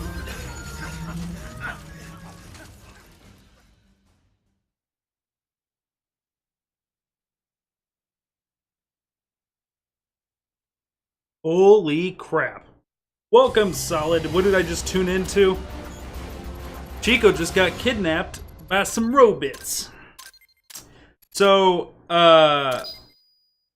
I feel that machine is one of the creepiest things in all of Metal Gear, period. Just the way that it sings while it's attacking, it's just so creepy. So creepy. Grabbed a bunch of soldiers that time. New design specs for the M1911A1. Fantastic. I love that. Snake, what was that thing? Whatever it was, it looked unmanned. Unmanned? I'd heard rumors, but an operational unit? What the hell is going on here? Not to quote Amanda, but the hardware they've got here isn't just unusual, it's overkill, which means one thing. It's nukes. So the question now becomes why? We can't make that call yet. We need more intel. How? Our source is dead. But his daughter isn't. Oh, nice, Atheist Hero. We can follow her.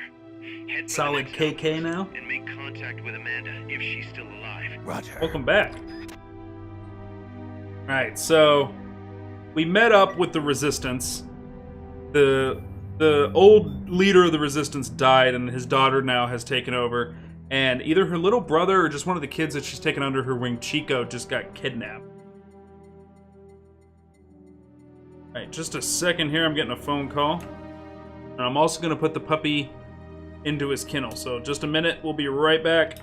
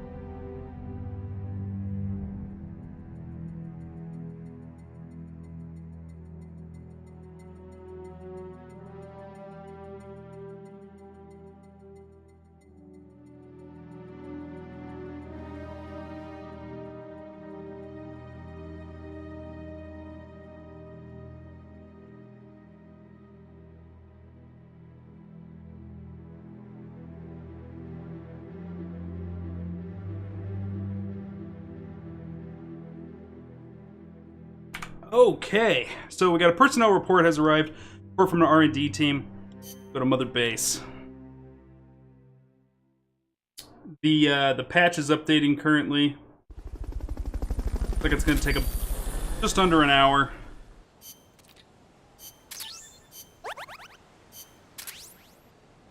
All right, some good recruiting there.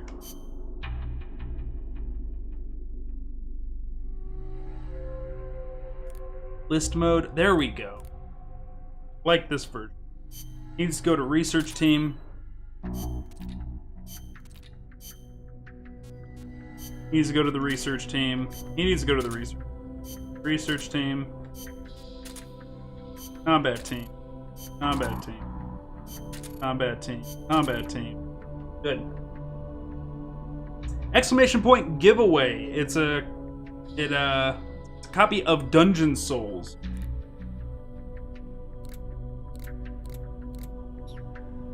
A Steam game.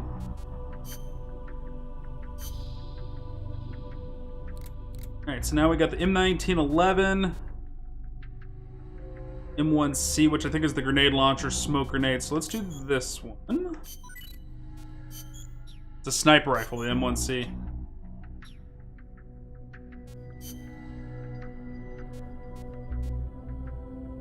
That's done. We have no new items that we can research. So we'll go back, we'll research the sniper rifle so that we can get a long distance weapon, and we might as well do the smoke grenades while we're at it. Okay, finish the MK22 second star version. Save.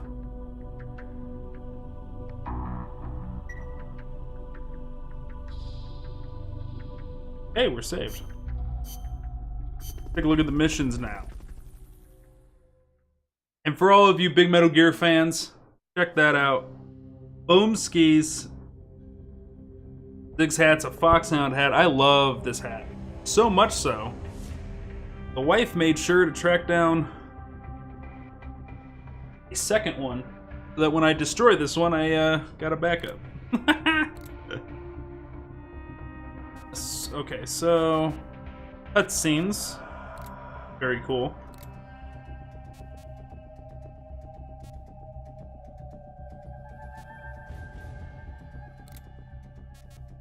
Pursue Amanda, extra ops, target practice 1 and 3. Okay. I know what's up now. Alright, so if we look at the main ops, we need to do Pursue Amanda.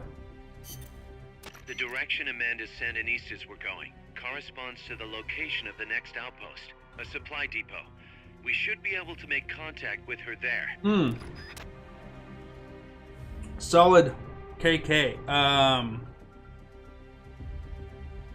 So, because you changed your name, the bot doesn't know that. So all of your currency on your other name, you don't have on this one. But I can fix that for you. Hold on a second.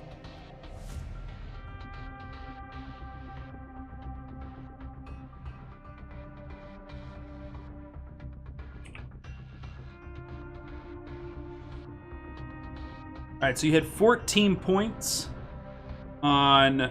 You had 14 runes on your Atheist Hero name. And just a second. Getting a phone call.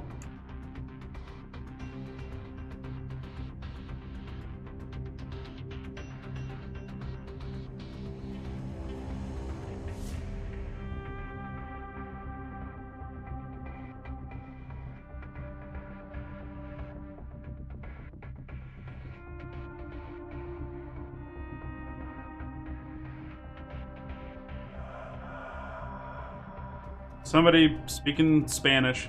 Wrong number. I haven't had so many wrong numbers in such a long while. Alright, so here's what we'll do. We'll do runes, remove, Atheist Hero, 14, and then runes, add solid KK, 14. So I took them away from your old name and gave them to your new name. So you got your 14. Because you get some for following, stuff like that. You didn't lose your progress. Alright, for a single player, alright, so we'll do single. Do mission prep. So the Mark II MK22 is already on here. Let's take a look. Where are we going to be? It's,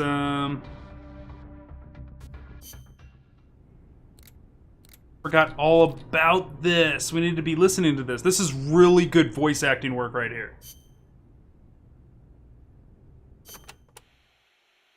Can I ask you a favor, Snake? If you ask nicely. To make MSF bigger, we need to do some recruiting. Yeah? What's your point? I want you to avoid killing enemy soldiers as much as possible and send them back using Fulton Recovery. Not much we can do with a corpse except give it a funeral. Obviously. Put him to sleep, knock him out, hold him up even. And if you do have to fight, try to leave them near death instead of dead. And then use the Fulton recovery system. Sounds easy enough. You know what'd be really nice, though? If we had a way to Fulton recover anybody at any time.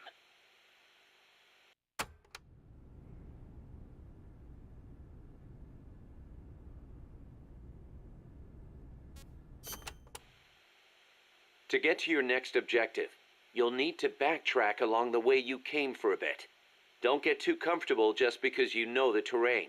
The enemy knows you're out there now. They'll be out in greater force than before. Proceed with caution. Refrain from using firearms unless absolutely necessary. Looks like I'll have to cross the river. Yeah. There's a suspension bridge you can use. It's the only way across. You'll have to be a little creative to keep from being spotted.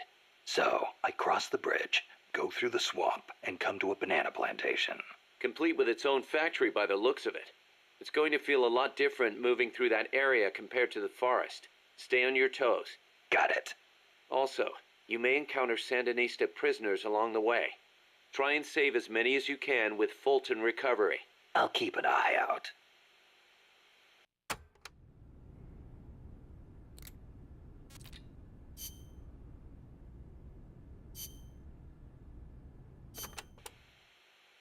Costa Rica means rich coast in Spanish. Is it true that Columbus was the one who came up with the name?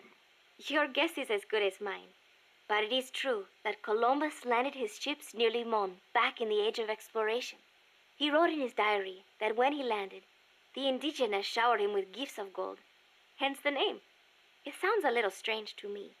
There's no way they could find that much gold in Costa Rica.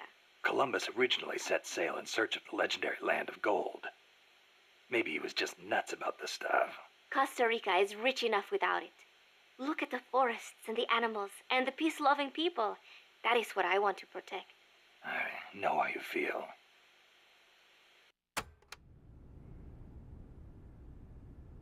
So there's just tons of really good stuff in here. it always impresses me that, like, I don't need to listen to any of these briefing files at all, but it's here, which means they did so much writing and script work and research and voice acting. Like, this is just so much being done to give a little bit more life to a game, and you don't even have to interact with it. The river running through here is Rio del Jade, or the Jade River. Jade. Are there minerals around here? No, it refers to the color of the water. You will have to go to Guatemala for jade. Doesn't look all that pretty from where I'm standing. We are still in the rainy season, so the river is a little muddy. It will return to normal once the dry season starts. Rivers are an important means of transport around here. They are relatively calm, and there are plenty of canals along the coast too. A boat would be more than enough to transport some good-sized cargo. Like a nuclear weapon. We don't know enough yet. I'll keep looking. Thank you, Snake. This is beautiful. So much work. Data files?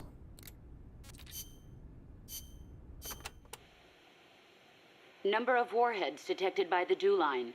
57. Number of MIRVs included. Minimum 29, maximum 35. Target region. United States, East Coast. Estimated time of re-entry. 2048 Zulu. President selected attack option. Unknown. The president is dead. Unknown. Communication has been lost. I select Offutt Air Force Base as my target. Offutt? But that's a U.S. base. What on earth do you mean? Based on the projected number of incoming warheads, Washington, D.C. is presumed destroyed. The president is most likely dead. The U.S. government's control lost. I realize that. So why not retaliate? With both sides destroyed, global anarchy would ensue. Recovery would be difficult. The United States' nuclear strike capability must therefore be neutralized in order to preserve the communist bloc, where government remains largely intact. You're siding with the enemy. You can't be serious. Tell me, how do you define enemy? There are no borders in this world. The same conclusion again and again. Where is the flaw? All right. Welcome to the clan, Solid. Thank you. Commencing test. Understood. You're crossing a suspension bridge. Is this my mission? Yes, your destination is the other side. The bridge is wide enough for only one person to pass at a time. A man is approaching from the opposite side. He's carrying a gun. I shoot him. Suppose he's your husband. I shoot him. In self-defense? To spare him the grief. One must die, and one must live. Next question. Your father asks you to fix the roof and mow the lawn. When you climb the ladder onto the roof, the ladder is taken away. I fix the roof. And when you're finished? I jump down. You'll break more than bones at this height. I see no need to change my decision. I have not finished mowing the lawn. I must remain loyal to the mission. Next. There is a snake in the bushes. It is poisonous. I need you to get rid of it. I chase it back to its nest. You can't. The snake's too vicious. It's already killed many people. I chase it away. It will bite you unless you kill it. Go home. Kill me. Kill me now. Why not kill the snake? Your mission is to get rid of it. Is this what you call loyalty? What are you loyal to? Country? Ideology? Feelings? I am loyal to myself. Who's there? Who's that? Intruder!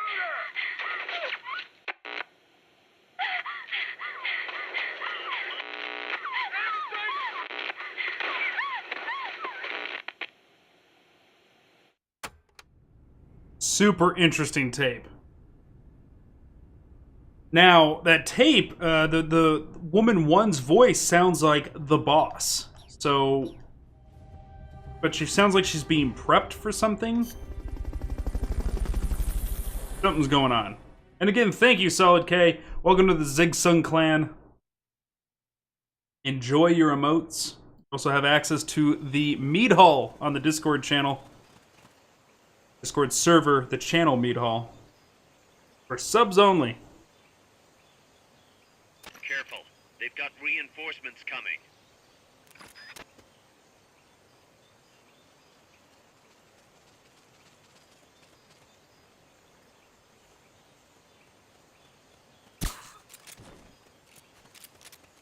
I think I see someone.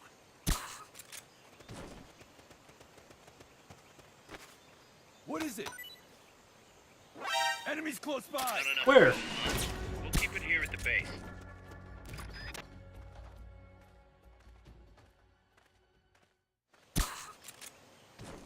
Alright.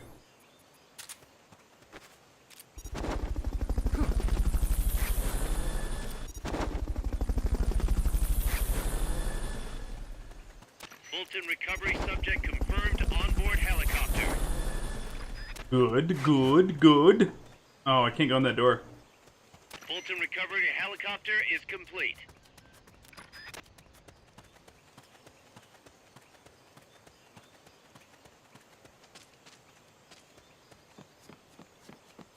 Okay, looking for any items.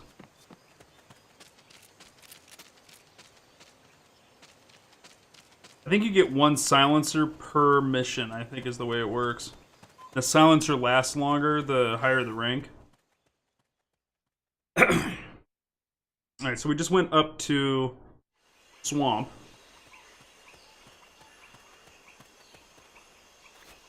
This is Miller, hearing you loud and clear. You know you can assign the radio to the select button by choosing options from the menu window. That's what I just hit to turn on the radio, you idiot.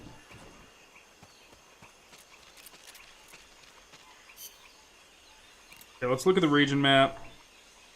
Where's my target? My goal's there, so I need to go west again, then north, north, north, north.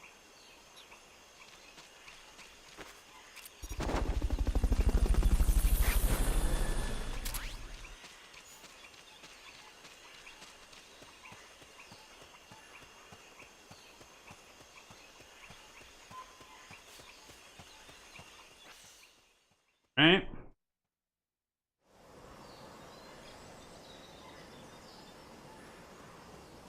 How's the sound for everybody? You guys able to hear me over the game pretty well? Amanda went across that rope bridge. Hurry.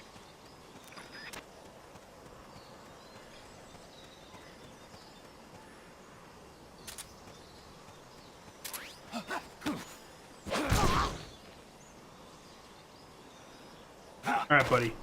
Going against this wall!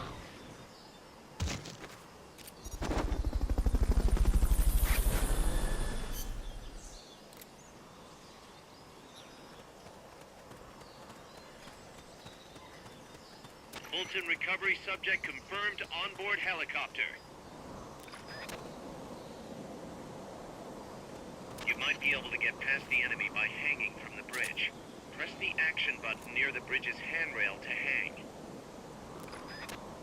You can't hang down when you're crouching.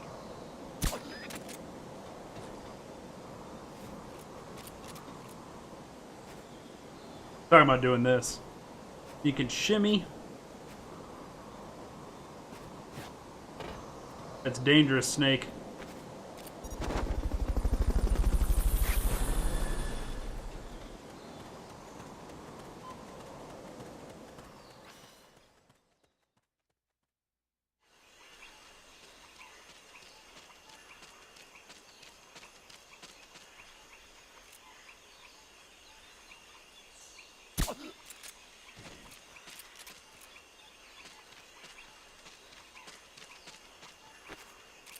Man, out of here. We have one more. Ooh, a dock. Stay out of the water. That's beyond the scope of this operation. Okay. The enemy's here! You've been spotted. Run for it. It's either that or take out every last enemy soldier. We found the enemy. Send backup. Oh god, run! Dispatching reinforcements now.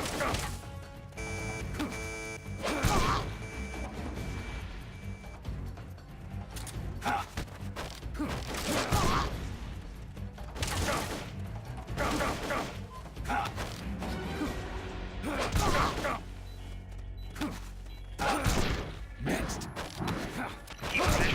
equipped to automatically recover life when it reaches 0.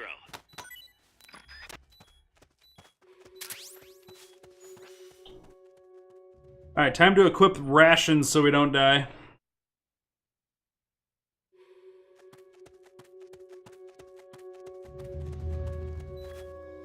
Careful now. They might be holding FSLN soldiers prisoner.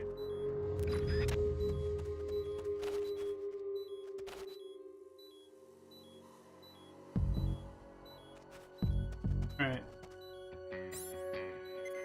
This is my silencer, it's doing good. HQ. This is patrol. All clear.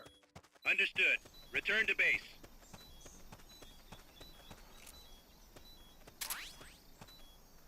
Ooh.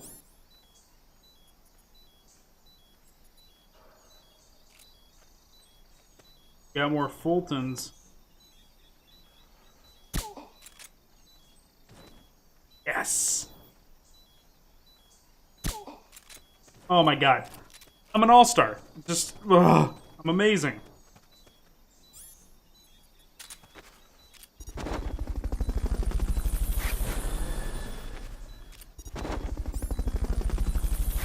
Alright, rations.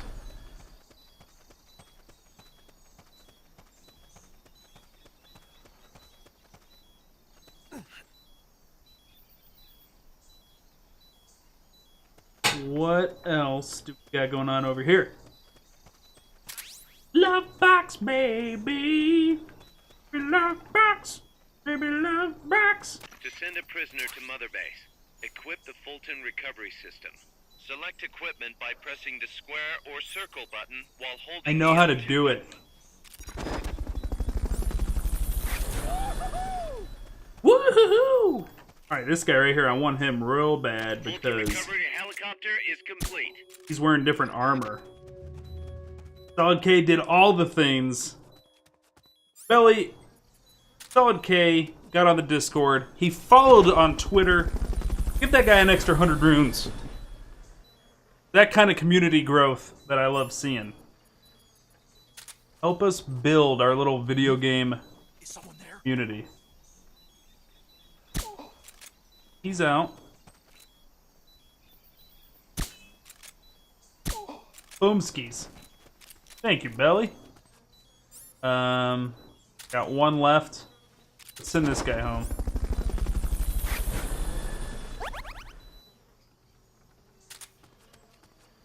Check out the love box. It's big enough to fit 2 people.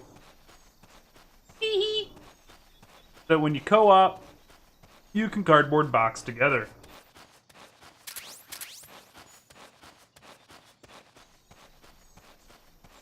So later, when we get farther into this game, I'm going to schedule some time with Frank Plain for he and I to show you guys what the co-op looks like on this. And remind you, yes, we'll be doing it on PlayStation 3, but this was co-op that you could have done on the PlayStation Portable. Oh my god. Amazing. But yeah, we'll be hanging out in that love box together.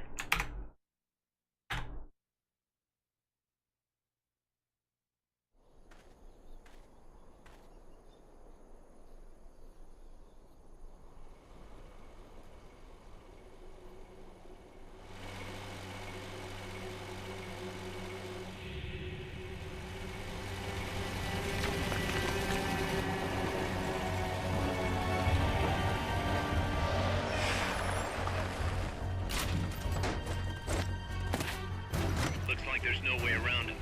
You up for this, Snake?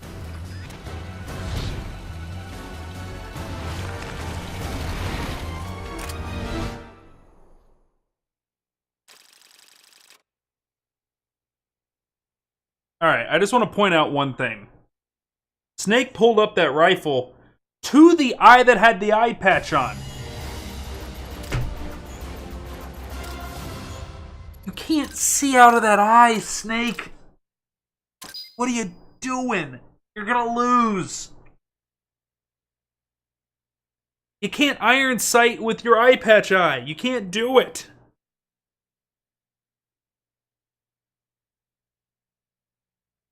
God damn it. Snake logic. 13 soldiers that time, and 1 prisoner. Found some tiger stripe camo.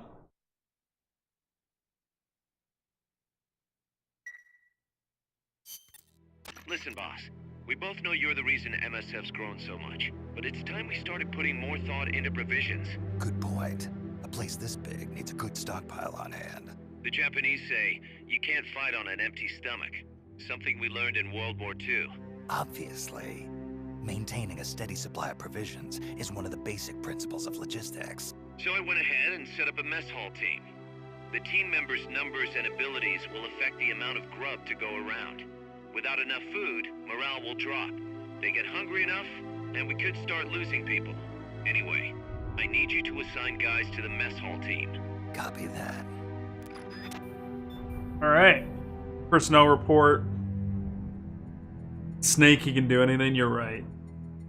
You can see with an eye that he lost. How powerful Snake is.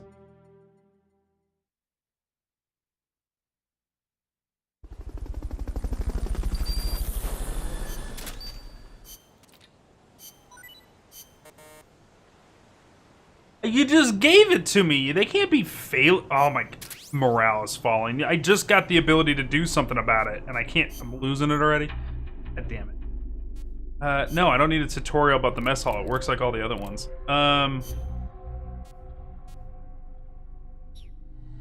So.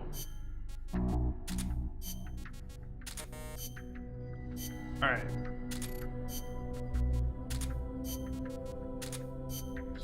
Here's what I'm gonna do. I'm gonna take everybody.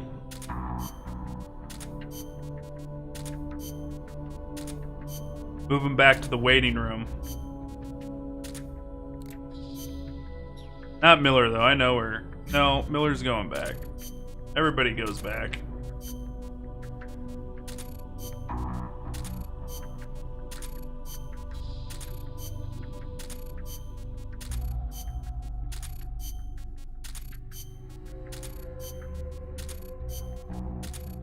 Alright, now, go to the waiting room.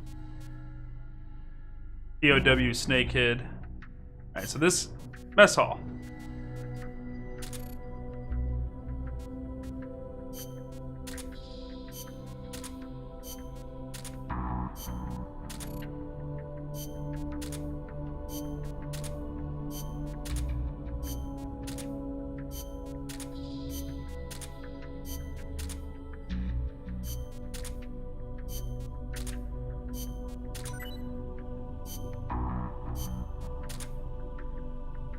Alright, so he's good at mess hall.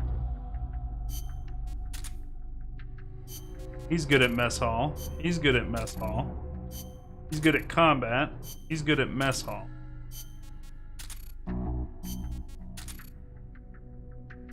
Mess hall. Combat.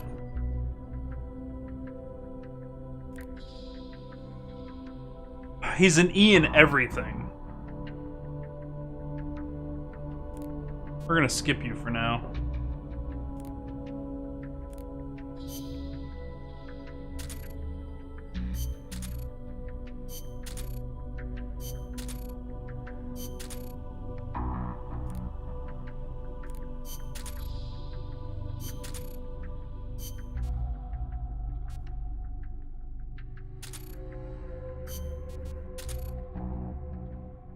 He should be in medical.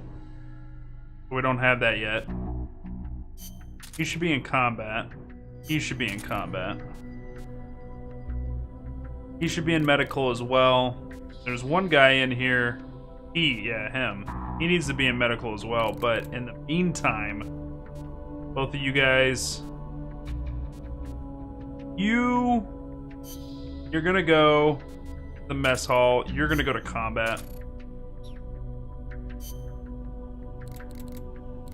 There we go. There you go. That. Now we'll go and take a look at our research and development again.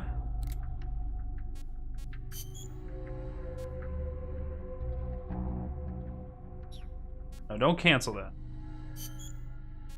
Start that, though.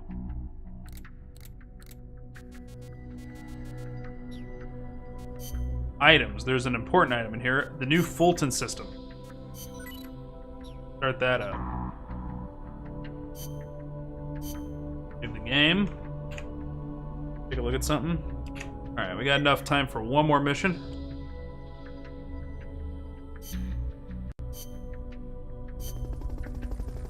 Alright, so this time, so we're going up against the boss. So did you see how it said continued next time on the next mission?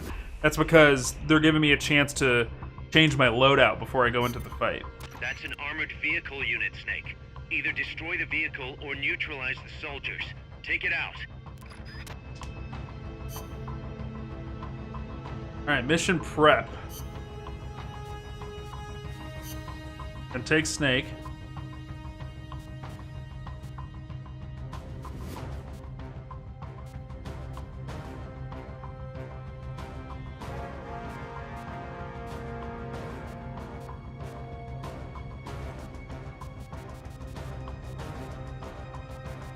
Tiger. Where was that tiger print that he just unlocked? East Stride, this one. Survival.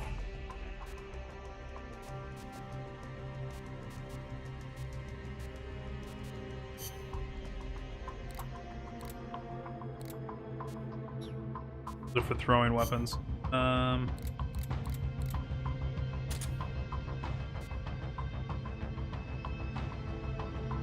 Give it a whirl with this. See how it goes. See if we can take out that armored vehicle and sleep enough guys that will Fulton them out. And...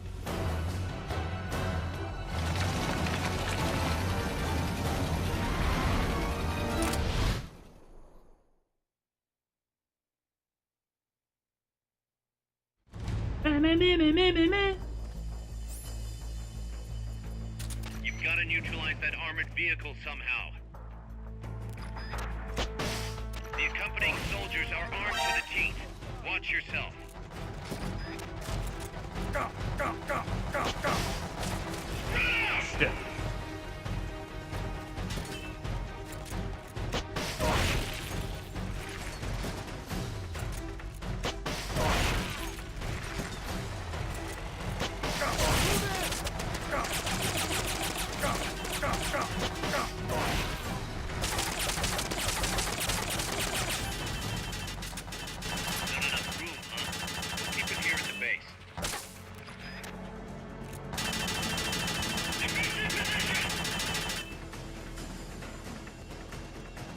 What kind of ammo is this?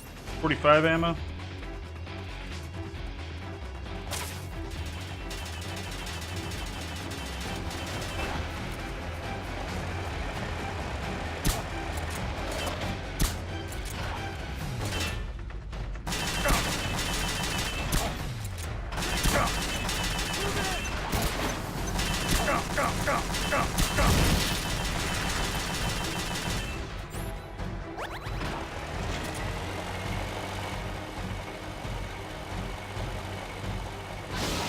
You killed your own man!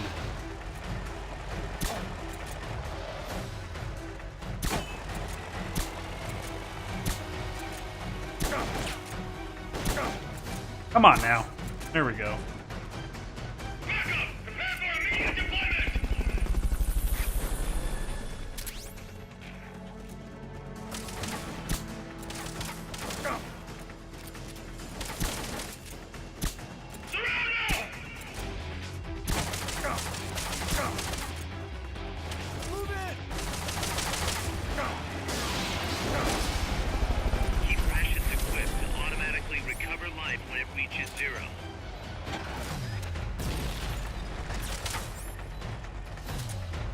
Yeah, we're out of ammo on this already.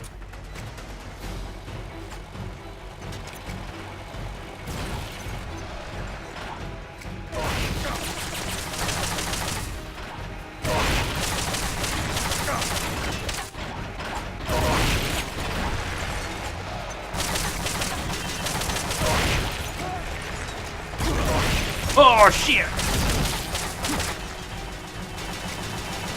Agni 50% of the time gift. Yeah, that one's pretty funny.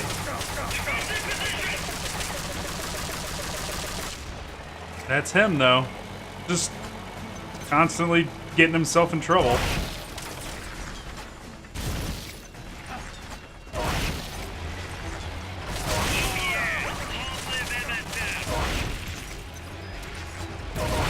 Eat all these grenades, you dicks.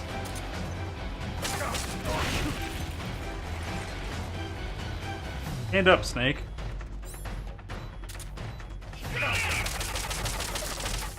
I'm down to 1 ration. This is not good.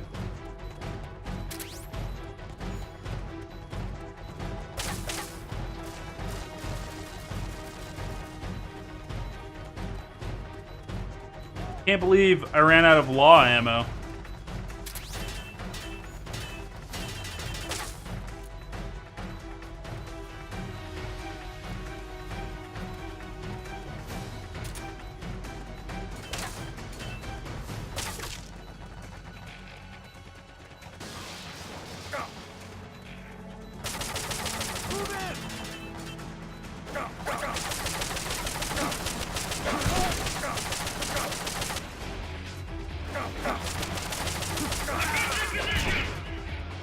I had a ration equipped. What happened?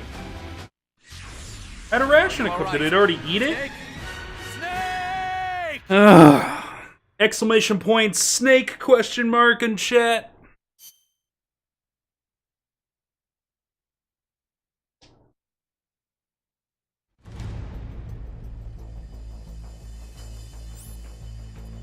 If you're finding it tough to aim your weapon, try turning auto-aim on.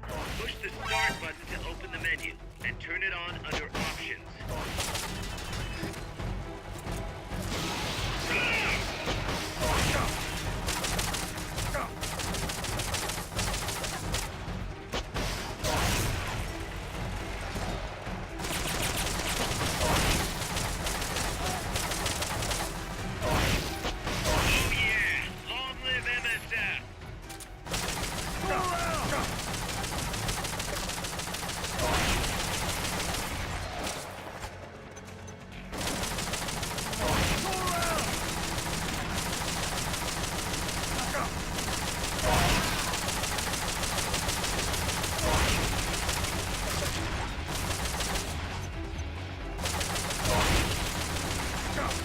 Come on.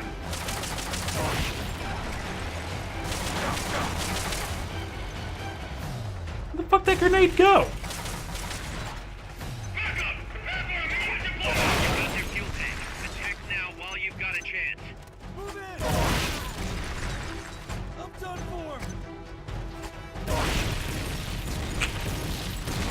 Target successfully neutralized. Yeah, there we go. There we go.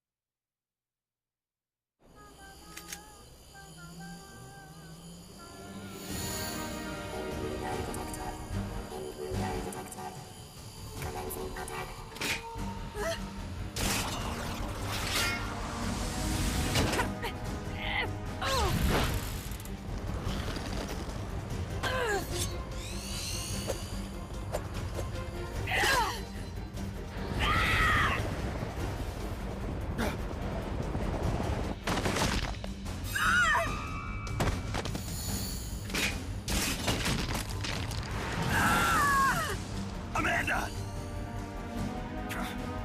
Shoot it! She'll fall! Shoot El Chico Libre!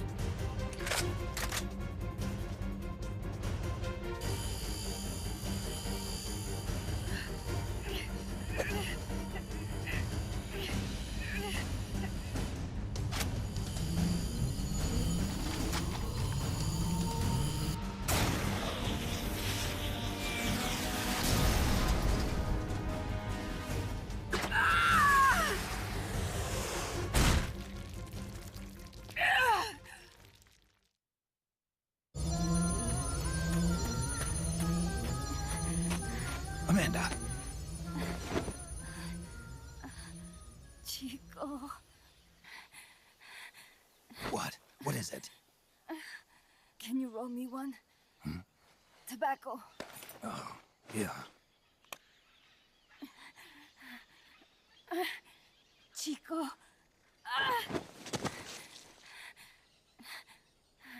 Hold still. I treated him like a kid again. We fought. I didn't want Chico to know. Kept it a secret. Somoza's Guardia chased us out of Nicaragua, across the Rio San Juan, and we ended up here.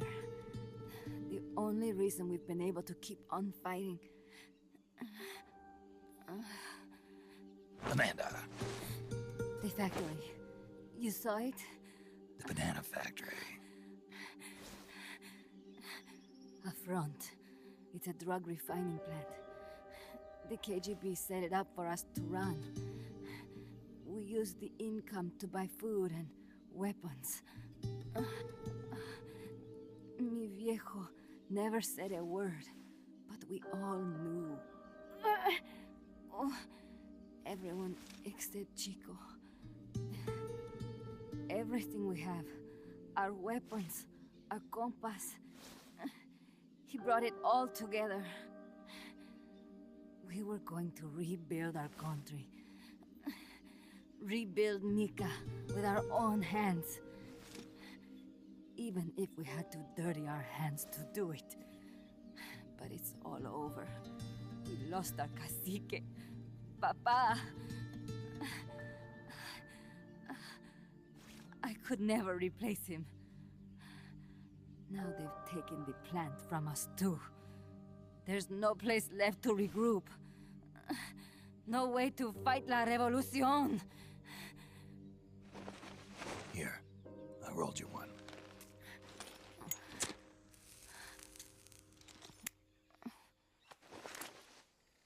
What about you? You're going after that cargo? Yeah. Must be important, Looks that way. It looks like it could be nukes. What? Nukes?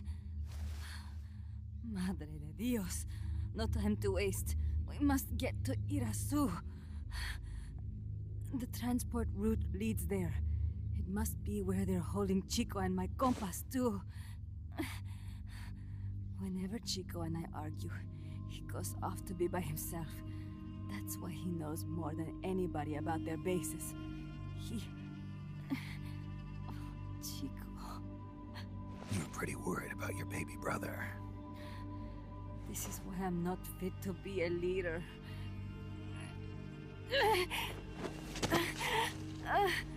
Fine. It's a little bit out of my way, but just tell me where I need to go.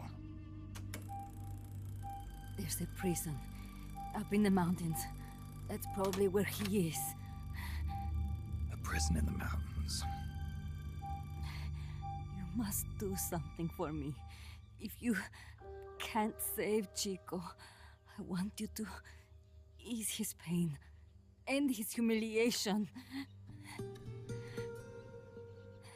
If he gives in, if he's about to sell out his compass, please, at least let him keep his honor. That's a promise I can't make. Why? Amanda, we gave up our homes, but we're still alive. We're still fighting. And there's always another reason to keep on living.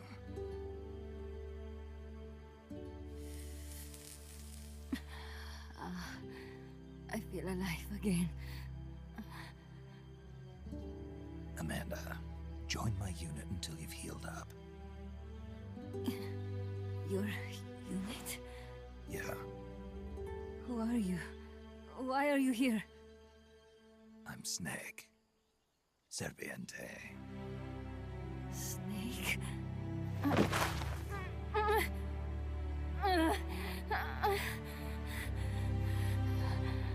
Could it be the great cacique has come to lead us?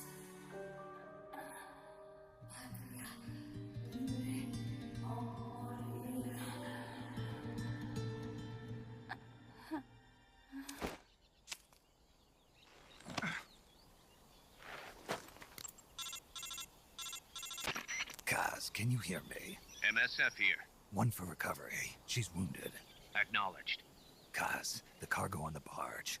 I was right. It's headed for the mountains. You think that's where they're taking the nukes? I'm sure of it. Let's move.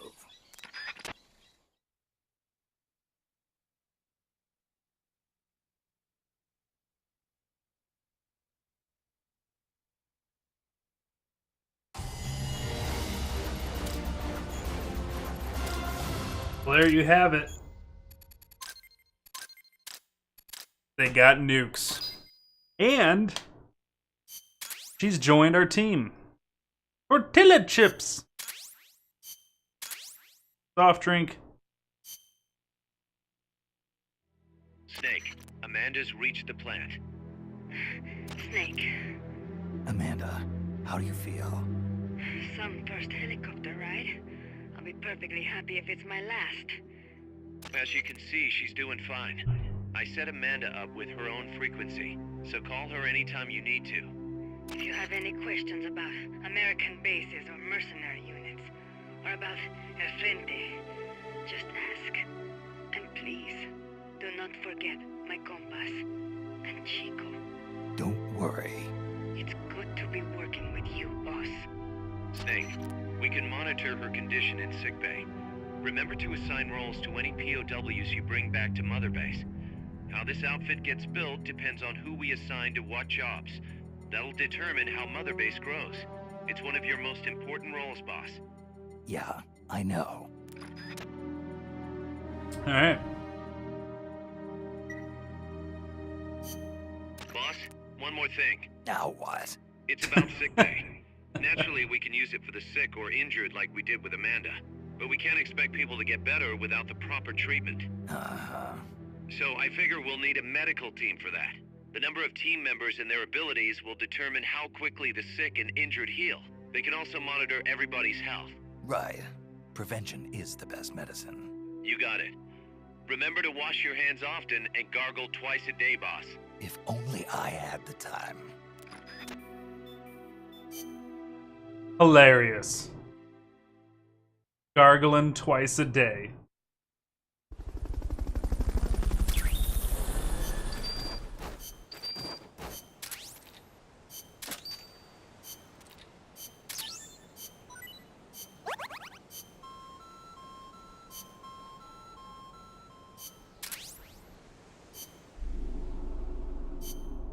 Okay.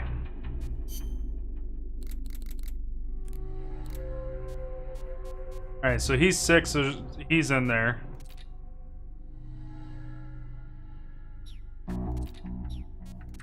What's this? Did you hear? Somebody said they saw God inside a truck somewhere. That's super weird. Remember that, chat. Remember that.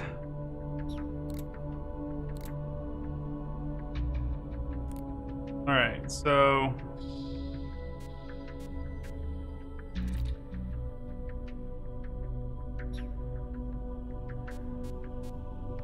You're better at medical.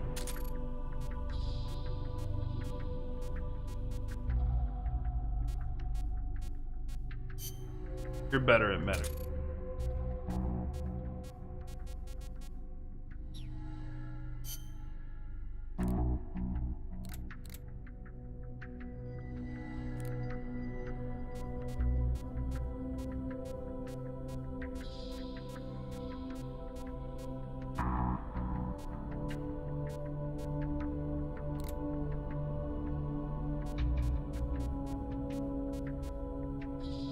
You're better at medical.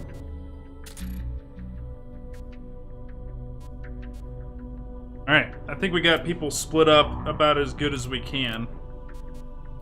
We just need more people.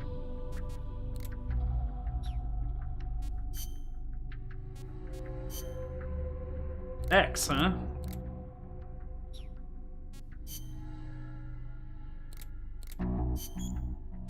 They're developing tortilla chips. No new weapons to develop. Very cool, we can get model viewers in here.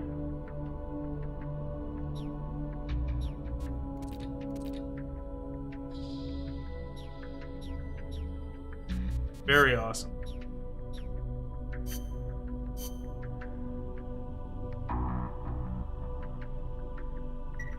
Fantastic. Alright, guys, we're gonna switch up the stream, so that means this is the end of this episode of History of Gaming Metal Gear. Stream's not over, but the episode is. So I'll be cutting this episode and adding it to the collection very soon. And we'll continue this playthrough of History of Gaming Metal Gear. Let's see here. Today is Thursday. So tomorrow is Final Fantasy Friday, so we'll be playing Final Fantasy V in the morning, and then we'll be going back to Vermintide. So we'll be picking up this game, Metal Gear Solid Peace Walker, next Monday. So I appreciate you guys coming and hanging out. If you're only here for Peace Walker, we'll be picking that back up on Monday. But we will be switching over to Vermintide 2, as today is the release day for that. And I appreciate you guys sticking around for that gameplay. But for now, we'll go ahead and end this episode and give myself a place to cut it. All right, thank you.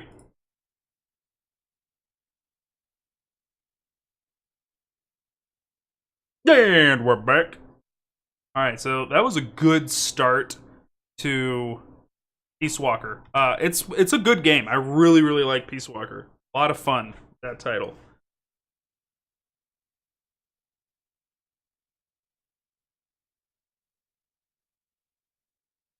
Plug my controller in so it can charge, set it off to the side, and hopefully we don't have any more issues with the Elgato moving forward. Now, let's see how Vermintide 2's running now that they got this giant 20 gig patch out for it. Here we go, big splash screen here. It says, welcome to Vermintide 2 is now released. Welcome to Helmgart Heroes. Switch mode is currently disabled and will be patched in the next few hours.